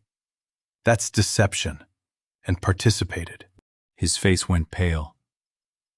I had no knowledge of any of this. She assured me— What else did she say? And don't tell me nothing, because I can see it on your face. There's something you're not telling me. Sterling's shoulders slumped. He looked suddenly older, like a man who just realized his career might be about to implode. When he spoke, his voice was barely above a whisper. She said you'd never notice it disappear. The words landed like a physical blow. I sat back, the air knocked out of my lungs. What? The cabin, Sterling said quickly.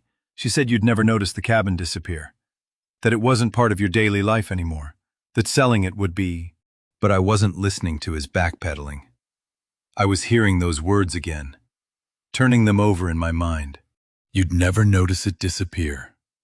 Not, you wouldn't mind selling it. Not, you don't use it anymore. You'd never notice it disappear. And suddenly, horribly, I understood. She wasn't talking about the cabin. The money from the sale, $485,000. Maybe more if Sterling had negotiated up. That wasn't for restructuring or financial planning. It was escape money. Running money. Money to start over somewhere I'd never find her. She'd been planning to leave. Not just the cabin, not just the marriage. She'd been planning to vanish. And she'd assumed she genuinely believed that I was so disconnected, so absent, so buried in my work and my own world, that I wouldn't even notice she was gone, until she disappeared completely. The worst part. She might have been right. If Corbin hadn't found those documents, if I hadn't driven out to the cabin last Sunday, how long would it have taken me to realize my wife was gone? A week? 2 minutes? I thought of all those evenings I'd worked late. All those weekends I'd chosen the office over home. All those moments I'd let slip by. Too busy to notice the woman I'd married was becoming a stranger. Sterling was still talking. Something about misunderstandings and proper procedures, but his voice sounded like it was coming from underwater. You'd never notice it disappear. He wasn't talking about the cabin. He was talking about me. I drove home on autopilot, Sterling's words echoing in my skull. You'd never notice it disappear. By the time I pulled into my driveway, the sky was bruising purple. Corbin's truck sat in front of the garage. He was on the porch steps, elbows on his knees, staring at his phone. When my headlights swept across him, he looked up, and I knew from his face he hadn't come for dinner. How long have you been sitting out here? I asked, climbing out. Long enough to know you found out something today. I locked the truck and walked toward him. Yeah, I did. He stood, and in the porch light I could see the tension in his shoulders, the way his hands curled into fists and released. Whatever he'd come to say was eating him alive. Come inside, I said. The house was dark and cold. I hadn't been home much this week. Too many hours at the office, too many nights at the cabin. I flipped on lights as we moved to the kitchen, the familiar space feeling suddenly foreign. I pulled out the bourbon, poured 2 fingers in each glass, and slid one across the counter to Corbin. He caught it but didn't drink, just stared into the amber liquid. Dad? He started, then stopped. I waited.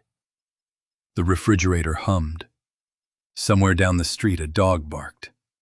Dad, I need to tell you something I should have said months ago. The way he said it, quiet, defeated, made my chest tighten. I took a sip of bourbon, felt it burn. All right. He set his glass down, gripped the counter. You knew, I said, and watched his face crumble. Yeah. The single word hung between us. My son, my principled, honest son, had known about Margot and kept silent. The betrayal should have hurt. But all I felt was heavy sadness. How long? June, he whispered. I saw her. Back in June. With her phone. June. 5 months ago. The barbecue we'd hosted for his 30th birthday. I remembered that day bright sunshine. Too much potato salad. Corbin's friends filling the backyard. I'd spent most of it manning the grill, talking shop with the guys. I hadn't noticed Margot disappearing into the garden. My son looked 10 years older than he had a week ago. "Tell me," I said. Corbin's hands shook as he picked up his bourbon, downed half in one swallow. "I went looking for her. Needed to ask about dessert timing. Found her by the roses, texting.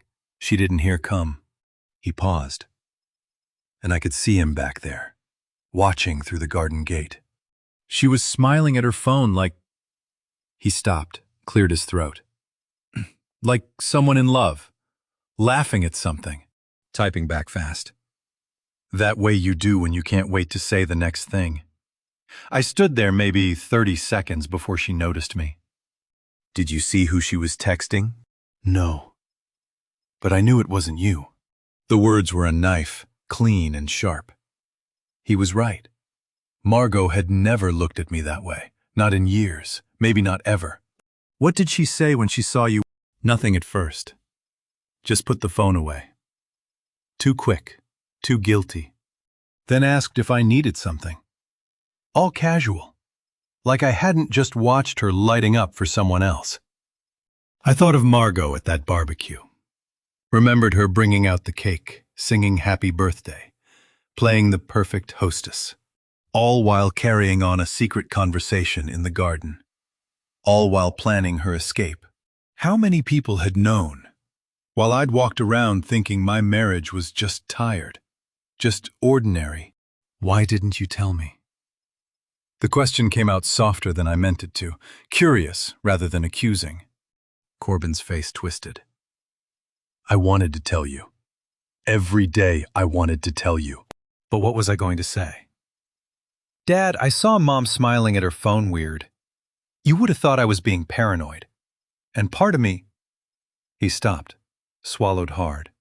"Part of me hoped I was wrong. But you thought I'd be better off not knowing." "I thought maybe I was wrong," he said. "I thought maybe it would stop. Maybe it was just an emotional thing that would burn out. I didn't want to blow up your marriage over a hunch. The impossible position of a son caught between parents. I could see it now. The weight he'd been carrying all these months. Watching Margot. Watching me. Waiting for the bomb to go off and wondering if he should have cut the wire himself. And then I found the documents," Corbin continued. "And I knew. It wasn't just texting, it was everything. She was dismantling it all while you were at work." I thought about June. 5 months between that garden smile and last Sunday's discovery. 5 months of Margot meeting with Sterling, planning the cabin sale, orchestrating the secrecy. 5 months of affair texts and exit strategies while I'd worked late and missed dinners and failed to notice my wife was halfway out the door. "I should have told you," Corbin said, voice cracking. "I should have said something in June. Maybe you could have, maybe it wouldn't have gotten this far." I looked at my son, at the guilt radiating off him like heat. And I understood. His silence wasn't betrayal. It was hope. Hope that he was wrong. Hope that the family could stay intact. Hope that his suspicion wouldn't be the thing that destroyed us. His guilt was a living thing between us, and I needed to kill it before it poisoned what we had left. "I'm not angry at you," I said. He shook his head. "You should be. I should have. You were trying to save what you thought could still be saved."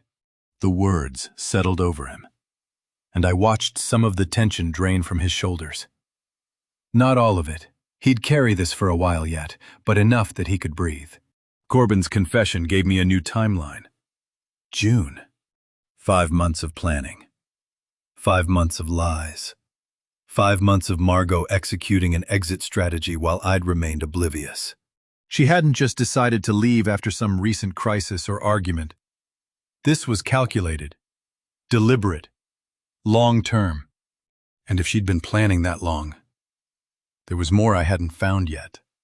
After Corbin left that night, I sat alone in the dark kitchen thinking about 5 months of lies. 5 months of Margot building her escape while I'd noticed nothing. By Saturday morning, I'd made a decision. I needed to hear it from her, all of it. She tried once more Saturday morning, as if the past week hadn't happened at all. I came downstairs to find her in the kitchen making coffee, moving through the familiar ritual like it was any other weekend. The machine hissed and gurgled outside the window. November sunlight slanted across the yard. "Did you sleep?" she asked, without looking at me. "No." She poured 2 cups, slid one across the counter toward me. I didn't touch it.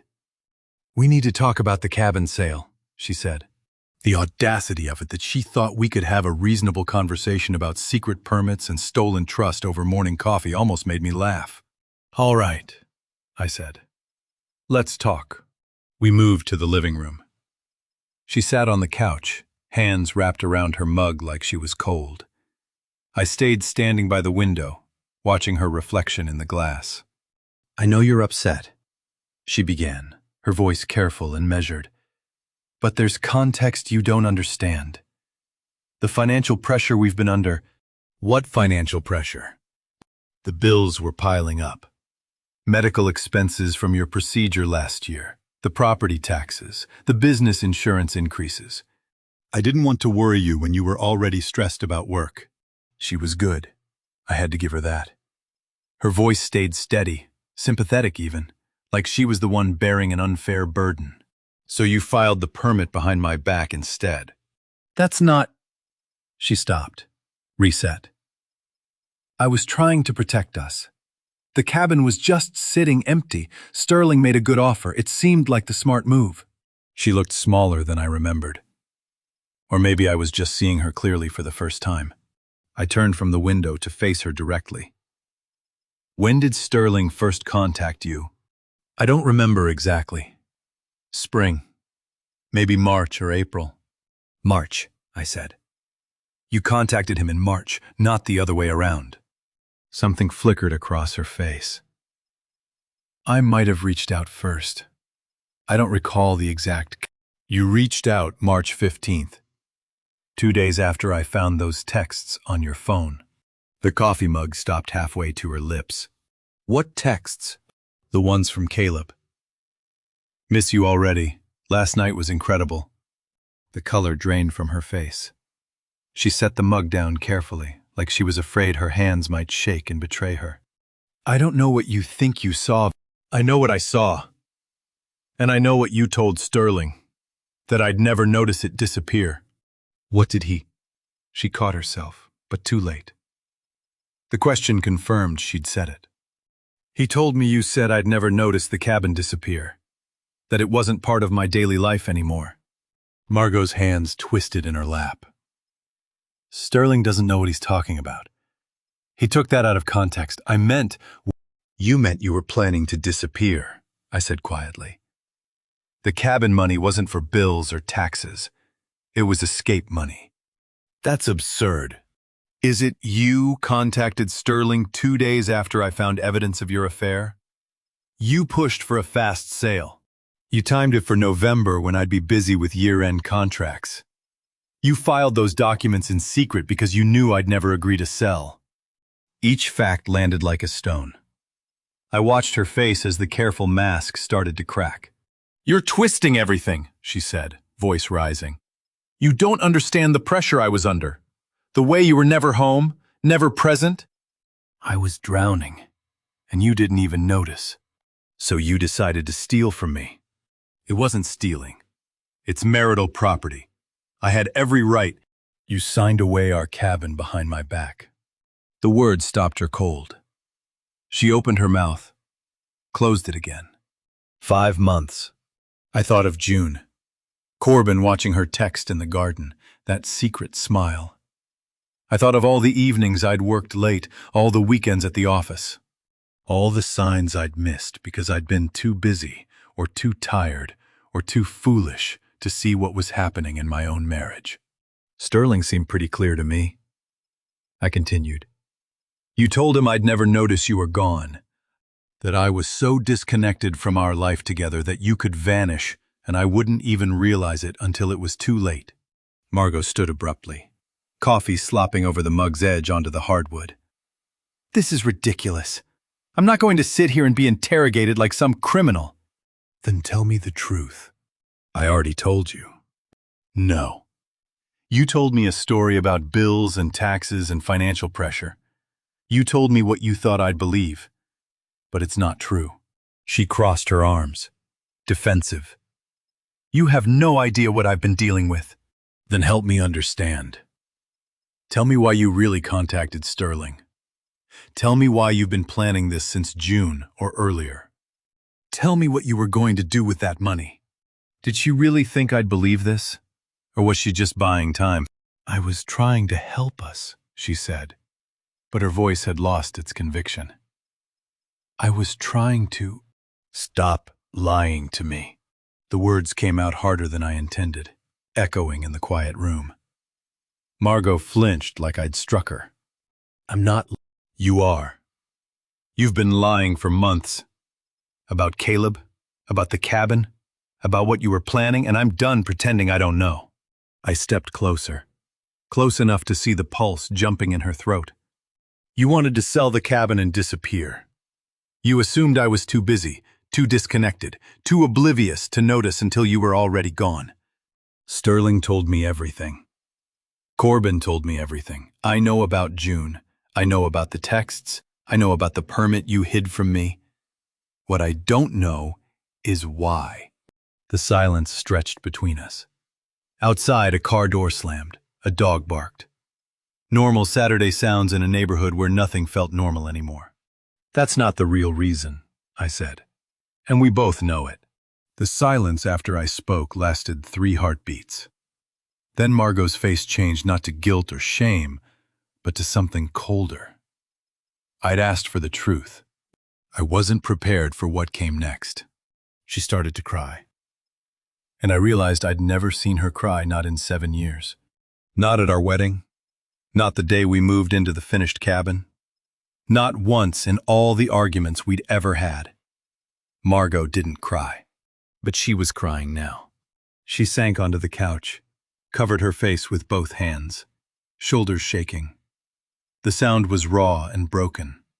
Nothing like the controlled woman I'd known for 3 decades. I stood frozen by the window, watching this stranger wearing my wife's face. You want the truth? Her voice came muffled through her hands. Fine. I'm listening. She lowered her hands. Her eyes were red, mascara tracking down her cheeks in thin black lines. When she looked at me, there was no anger in her expression, just exhaustion. I don't love you anymore, she said. I haven't for years. The words should have shocked me. They didn't. I'd known it, somewhere deep down, for longer than I wanted to admit. But hearing it spoken aloud in our living room on a Saturday morning made it real in a way nothing else had. How many years? She shook her head. I don't know. It wasn't sudden. It was slow, like watching something die by inches and not being able to stop it. I moved to the armchair across from her, sat down. My legs felt unsteady. Tell me about Caleb. Margot wiped her face with the back of her hand. His name is Caleb Hart. He's a vendor rep who came to one of our charity events last February. We started talking about the auction items, and She paused. He saw me, and I didn't. You made me feel like furniture. Her voice was quiet but steady now, like something that existed in the house but didn't require attention. Caleb made me feel like I existed, like I was interesting. Like someone wanted to know what I thought about things. Had I really been that blind? Or had I just stopped looking? The affair started in March, she continued. After that text you saw. After years of being invisible in my own marriage, someone finally wanted me. Not as a hostess for business dinners or a name on your emergency contact forms. As person. I thought of all the evenings I'd come home late. Kissed her on the cheek while already checking my phone for messages. All the dinners where I'd talked about projects and crews and bids without asking about her day. All the times I'd been physically present, but mentally absent. I failed you, I said. She looked at me with something that might have been surprise. Yes, but I failed you too. I should have said something, should have told you I was drowning. But by the time I realized how bad it had gotten, I didn't think you'd care. I would have cared. Would you... When did you last ask me how I was really asking? I opened my mouth to answer and realized I couldn't remember. Not this month. Not last month. Maybe not this year. We talked every day, I said weakly. No. You talked at me. About work. About the business. About Corbin. Never about us. Never about whether I was happy or what I wanted or if this... She gestured at the room. At the house. At the life we'd built. If this was enough. Every word she spoke was a scalpel cutting through 7 years. The cabin, I said. Tell me about the cabin sale. Margot exhaled, long and slow. I needed money. Not for bills, that was a lie. And you knew it was a lie. I needed money to leave. The cabin sale wasn't about debt. It was about freedom. She nodded. Sterling's offer was enough, not extravagant, but enough to start over somewhere, get an apartment, find work, build a life that was mine. $485,000 to disappear. To finally live, she corrected. There's a difference. And signing behind my back. Stealing from me for the first time. Shame flickered across her face. I knew you'd never agree to sell. The cabin was everything you'd built with your own hands. But I was desperate. I convinced myself it was justified marital property. Community assets. All the legal arguments. But really, I just wanted out badly enough that I didn't care who I hurt. The clock on the mantel ticked. Outside, a lawnmower started up somewhere down the street. Normal sounds. Normal Saturday. When were you going to tell me? I asked. After the sale closed. I was going to say I needed time away. A separation. Then I'd never come back. Where were you going to go? I don't know. Somewhere you wouldn't look for me. Somewhere I could be someone other than Thane Garrison's wife. The words landed like stones. And Caleb... He wasn't part of the plan. Not long term. He was... She paused, searching for words. He was proof I could still feel something, that I wasn't completely dead inside this marriage. Our marriage wasn't a house on fire. It was a house that had burned down years ago while we kept walking through the ashes. You said you wanted to disappear, I said quietly. From me. Margot looked at me, and in her eyes I saw something like pity. From the woman I became when I married you, she said. The invisible woman. The furniture woman. The woman who stopped having opinions or dreams or desires because her husband couldn't see her anymore. I wanted to disappear from her, to kill her, to become someone else. I didn't know. I know you didn't. That was the problem. You didn't know because you never looked. And I didn't tell you because I didn't think you'd care enough to hear it. We sat in silence. The lawnmower droned outside. The clock ticked. My coffee sat cold on the table between us, untouched. Is that everything? I asked. Yes. Her voice was barely a whisper. That's the truth you wanted. All of it. I'd waited days for this truth. But nothing prepares you for the moment it actually arrives. I sat in that armchair for a long time after Margot finished talking, watching her across the coffee table. She'd given me the truth I demanded.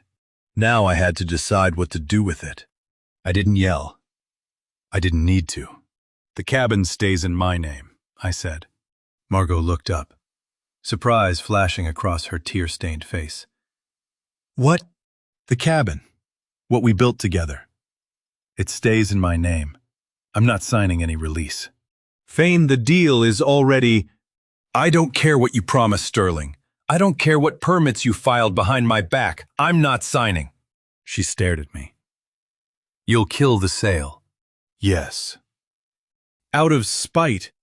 Out of principle, I said quietly. You don't get to steal what we built together to fund your escape. You want to leave, but not on money you took from me."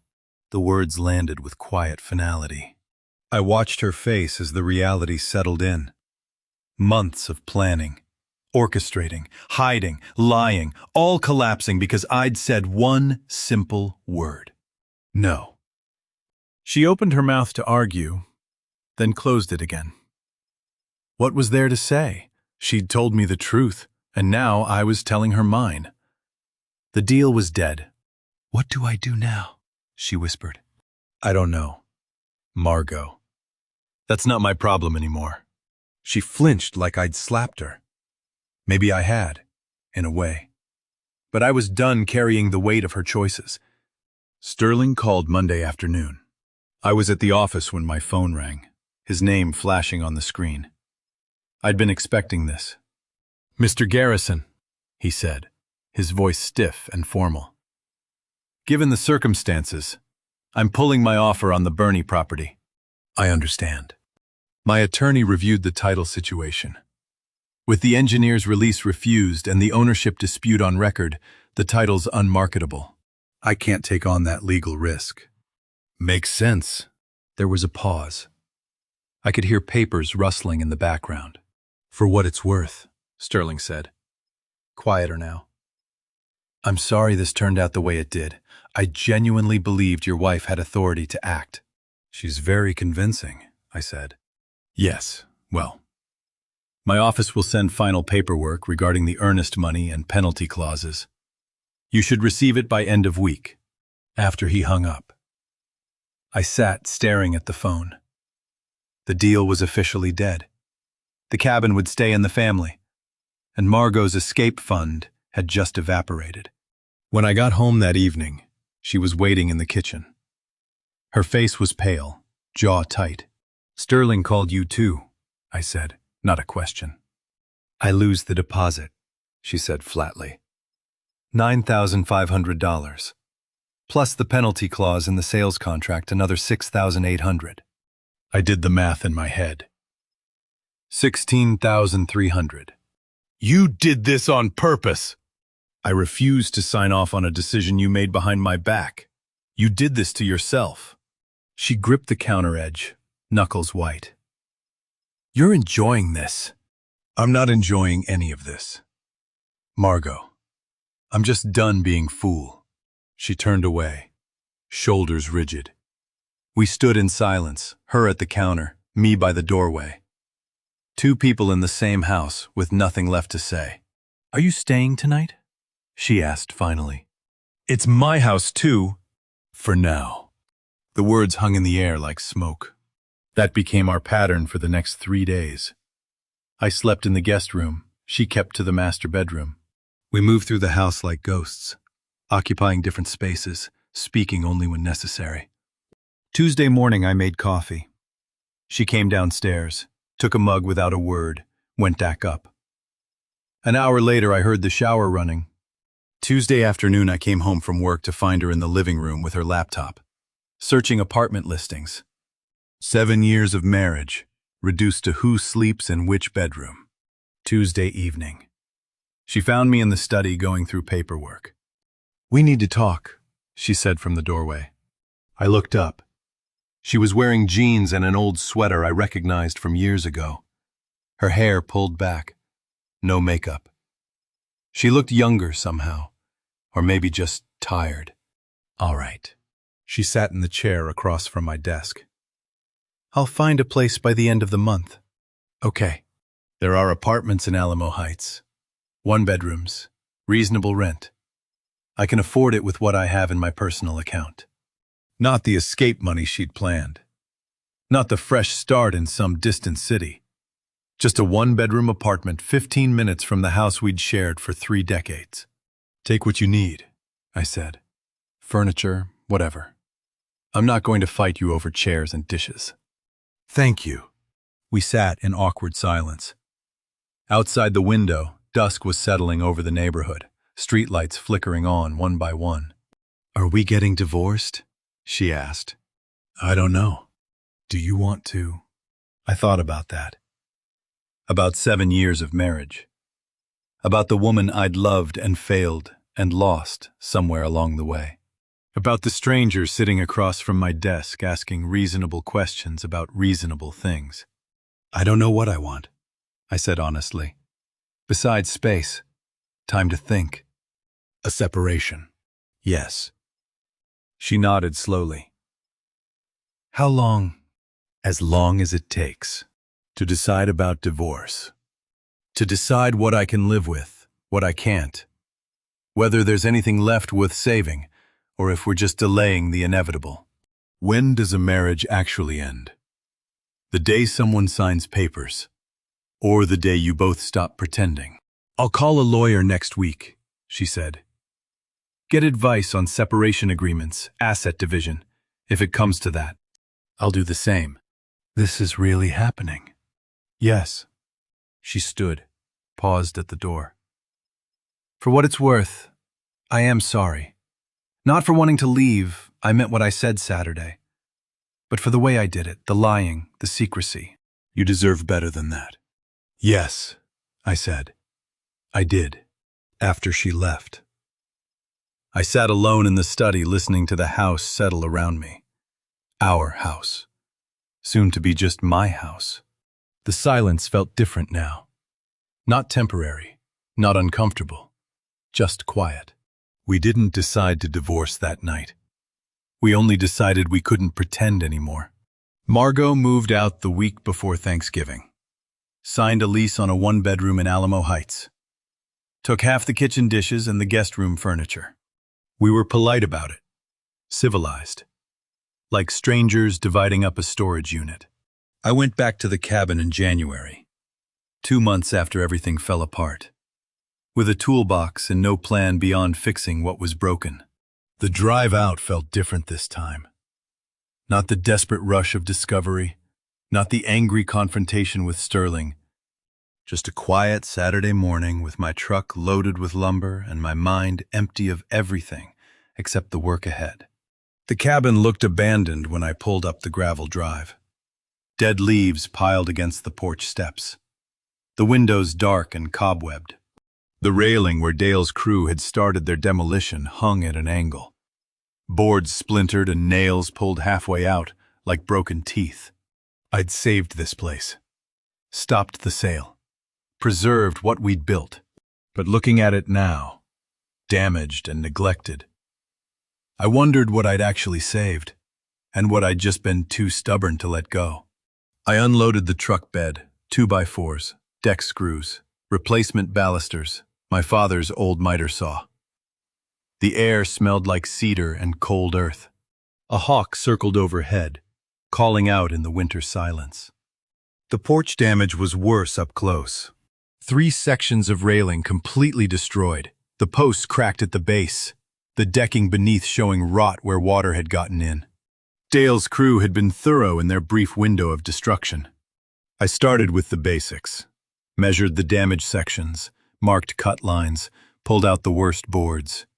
Every nail I pulled felt like extracting a lie from the frame of our marriage. The physical work felt good, familiar. My hands knew these motions, the weight of a hammer, the resistance of old wood, the satisfaction of a clean cut. For 40 years I'd built things. Created structures from plans and materials and sweat. Marriage had been different, messier. No blueprint to follow. No inspector to tell you if you'd done it right. But this, I understood. I worked through the morning, replacing the damaged posts first, then the rails, then the balusters one by one. The January sun was weak, but the work kept me warm. My shoulders ached. My hands cramped around the drill. I didn't stop. Each board I replaced felt symbolic. The rotted wood came out. The new wood went in. Measure, cut, fit, secure. The damage wasn't permanent. Things could be rebuilt. Maybe not the same as before. Maybe not as good. But functional. Whole. I wasn't just repairing the cabin. I was rebuilding myself. By early afternoon, I'd finished 2 sections. The new wood stood out pale against the weathered gray of the original porch, but it was solid, sound. I ran my hand along the smooth railing and thought of the day we first built this place. I built this porch with my own hands, and I was saving it again. I was starting on the third section when my phone rang. I almost ignored it. I was in a rhythm, focused, didn't want the interruption. But something made me check the screen. Margot. We'd barely spoken since she moved out. A few texts about mail delivery and insurance paperwork. Nothing personal. Nothing real. I set down the drill and answered. I didn't know if you'd answer, she said. I almost didn't. Silence on the line. Not uncomfortable, just careful. Like we were both measuring our words before cutting them loose. Where are you? She asked. The cabin, fixing the porch damage. Oh. Another pause. I'm glad you're doing that. We worked so hard on that porch, she stopped. Sorry, I don't have the right to say things like that anymore. Maybe not. But it's still true. I heard her exhale, long and shaky. I'm not calling about lawyers or money. I needed to hear your voice. I sat down on the porch steps, phone pressed to my ear. Around me, the hill country stretched out quiet and still. I'm listening. I've been thinking about everything I said in November. All those true things that hurt you. I meant them. But She paused. I also wasn't telling you everything. What else is there? Caleb's gone, she said quietly. Disappeared when there was no money. Stopped returning my calls the week Sterling pulled his offer. I haven't heard from him since. I should have felt satisfaction, vindication. But all I felt was a tired kind of sadness.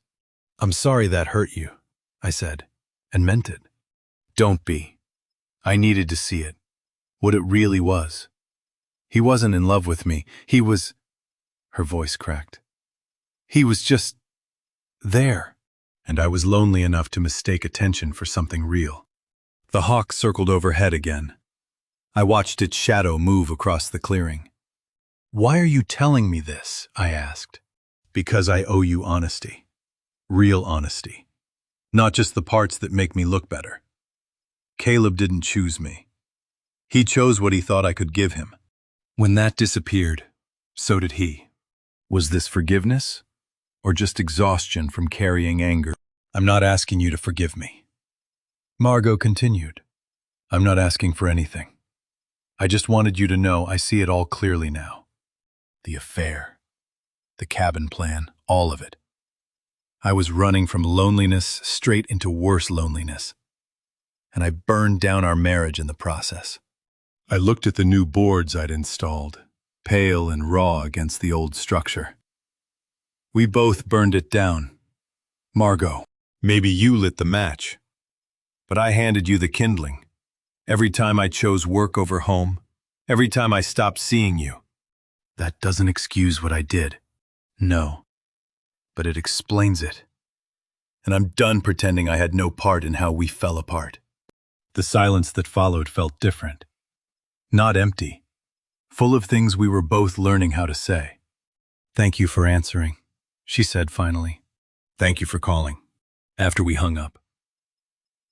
I sat on those porch steps for a long time, phone in my hand, watching the winter light shift across the land we had loved enough to build on. I didn't promise forgiveness, but for the first time in weeks, I listened without defending. That phone call in January became a pattern. Every week or two, Margot would call. Not about lawyers or money, just to talk. About nothing, about everything. Small steps toward something neither of us could name yet. She showed up in March without calling first.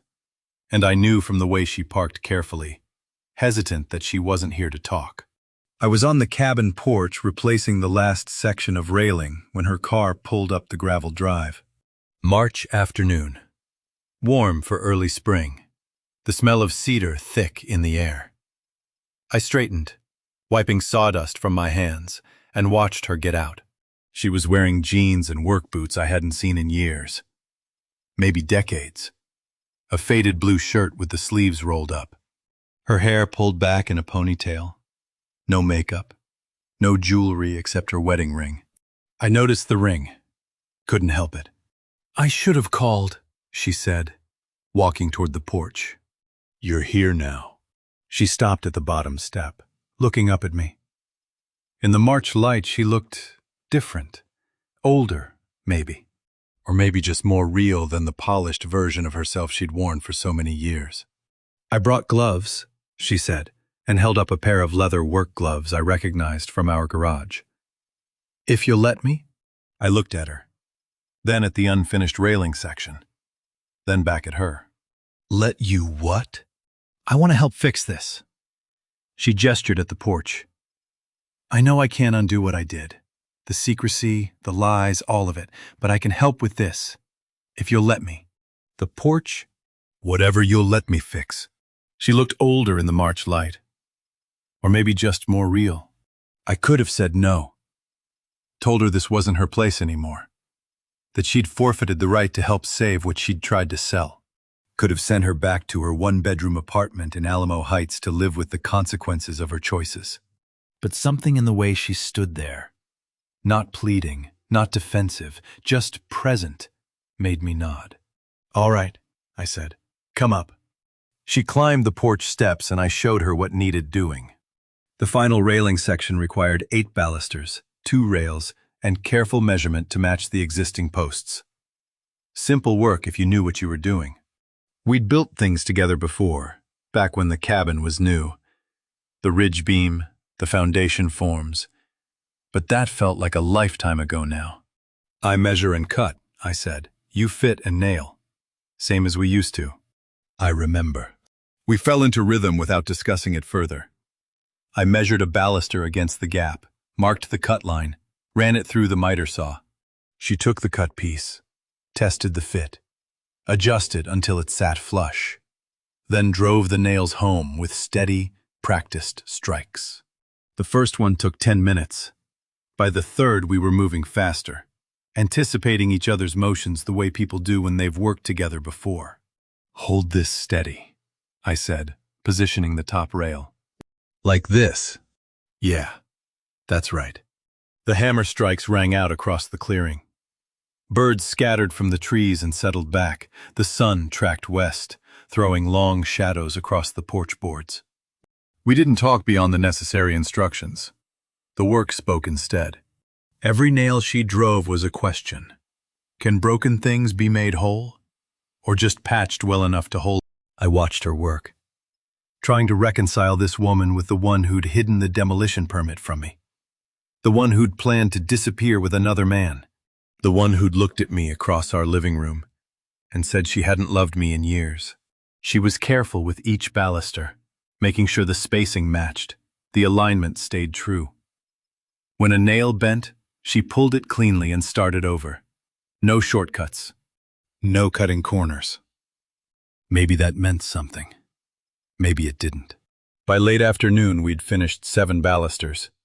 1 left to go. I cut it to length and handed it over. She fitted it into place, adjusted the angle, then paused with the hammer raised. "Thank you," she said quietly. "For what?" "For letting me do this. I know you didn't have to." I didn't answer. Didn't know what to say. We weren't reconciled. We weren't okay. We were just 2 people fixing a porch on a March afternoon, testing whether shared work could bridge what shared words couldn't. She drove the nails for the final baluster. 4 strikes each, clean and straight. The sound echoed off the cabin walls like a heartbeat. The last piece was the bottom rail. 6 feet of pine that needed to be secured to all 8 balusters and both end posts. It required precision and patience. I'd been planning to do it myself, taking my time, getting it right.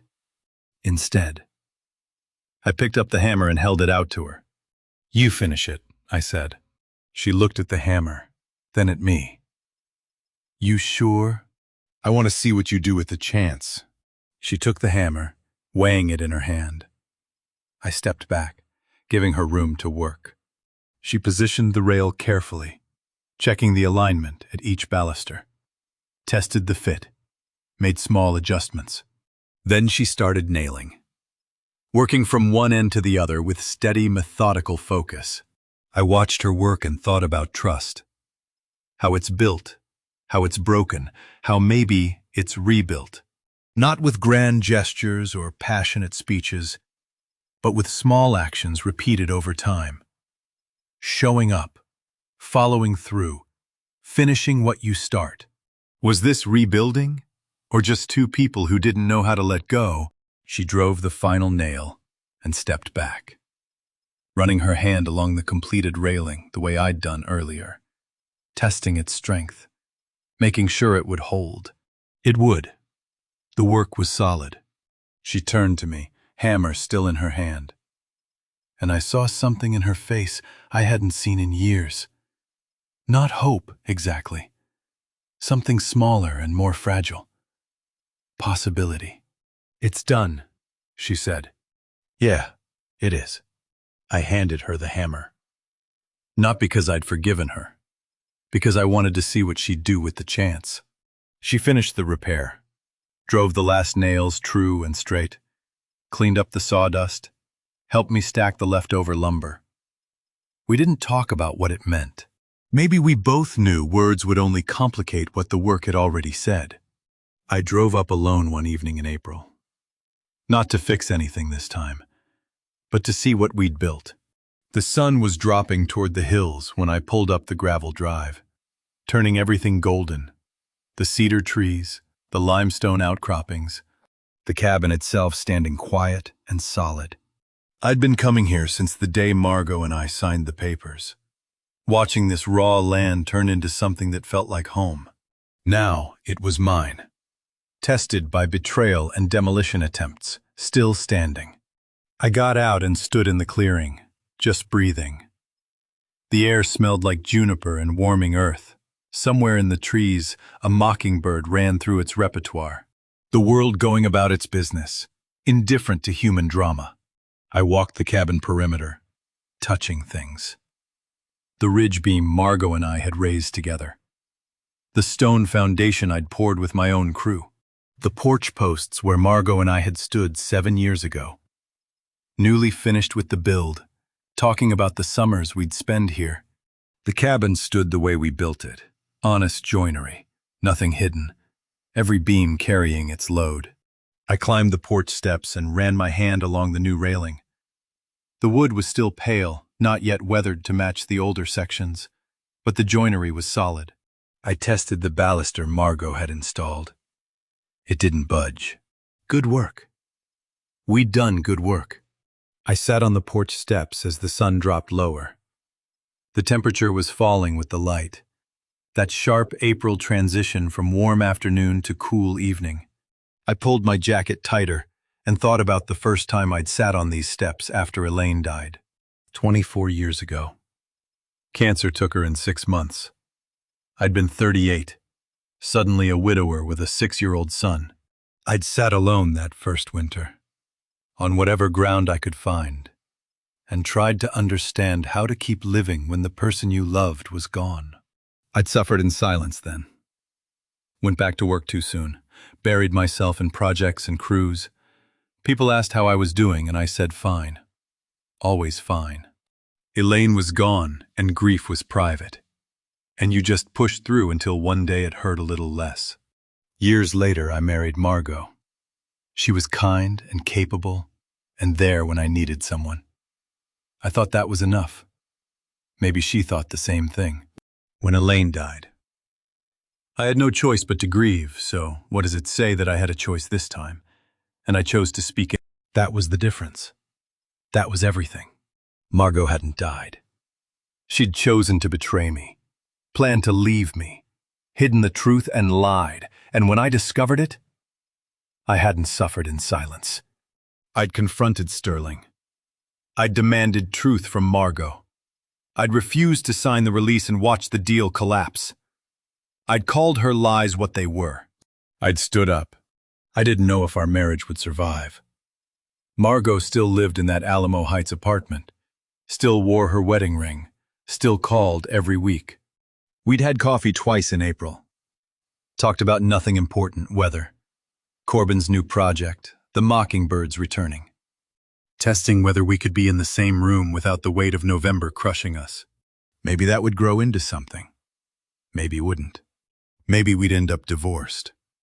Splitting assets and signing papers and becoming polite strangers who shared a history. But whatever happened, I wouldn't wonder if I'd enabled it by staying silent. I wouldn't look back and think I'd been too weak or too scared to see what was happening in my own marriage. This time I'd spoken. I'd demanded truth. I'd refused to pretend. That had to count for something. The sun touched the horizon, flooding the clearing with red gold light. I stood and walked to the porch railing, gripped the smooth wood, felt its strength. Behind me. The cabin door stood closed but not locked. Inside. The furniture we'd chosen together. The table where we'd shared countless meals. The fireplace I'd built with my own hands to last through winter. This place had survived hill country weather since the day we built it. Droughts and floods, ice storms and 100-degree summers. It had survived Margot's betrayal and my own grief after Elaine. And it had survived Margot's attempt to sell it. Not because it was special or blessed. Because it was built right. Because the foundation was solid and the joinery was true and every beam carried its load. Survival isn't the same as victory, but some days it's all you need. I thought about Corbin. 30 years old now. Building his own life. I thought about Mercer calling last week to check on me. I thought about the business I'd built over 40 years. The structures that bore my name. The reputation I'd earned board by board. I thought about standing in Sterling's office and hearing those words, "You'd never notice it disappear," and understanding what Margot had really meant. She'd been wrong. I'd noticed. I'd cared. I'd fought. Maybe I'd fought too late to save the marriage. Maybe all the work we'd done on this porch was just delaying the inevitable. Maybe 6 months from now I'd be signing divorce papers and dividing furniture and explaining to people that sometimes love isn't enough. But I'd know I hadn't accepted betrayal quietly. I hadn't enabled the lies or made excuses or pretended everything was fine when it was falling apart. This time I didn't suffer in silence like when I lost my first wife. I stood up, spoke truth, and waited to see what could be rebuilt from that. And to you listening to my story. Remember, this betrayal will test you. But how you respond defines who you become. I spent 7 years building this marriage and let it crumble in silence. Don't make my mistake. When I lost Elaine, I had no choice but to grieve quietly. When I nearly lost Margot, I had a choice and I chose to speak. I confronted the lies, demanded truth, and refused to enable betrayal. That choice saved me. Even if I'm still not sure it saved us. The cabin stood because it was built right, so did I. This wasn't the kind of revenge where I destroyed her in return. It wasn't about payback. It was about boundaries. About refusing to let her walk away with what we'd built while I stayed silent. Real strength isn't cruelty. It's refusing to accept betrayal while still leaving room for healing. I believe God put me through this to teach me that silence enables suffering. But truth creates space for redemption, whether Margot and I rebuild together or apart. I know I'll survive because I finally found my voice. Call it justice, call it boundaries for me. It was resurrection. And sometimes, a revenge story turns into a story about choosing dignity over destruction. If this story resonated with you, I'd love to hear your thoughts in the comments. Have you ever had to choose between silence and speaking truth? What would you have done in my shoes? If you know someone who needs to hear this message, please share it with them. And if you'd like more stories about real people facing impossible choices, subscribe to this channel. Your support means everything. Thank you for staying until the very end. It means more than you know. One final note. While the core of this experience is real, some details have been adjusted or fictionalized for storytelling purposes. What matters is the lesson that you don't have to suffer betrayal in silence.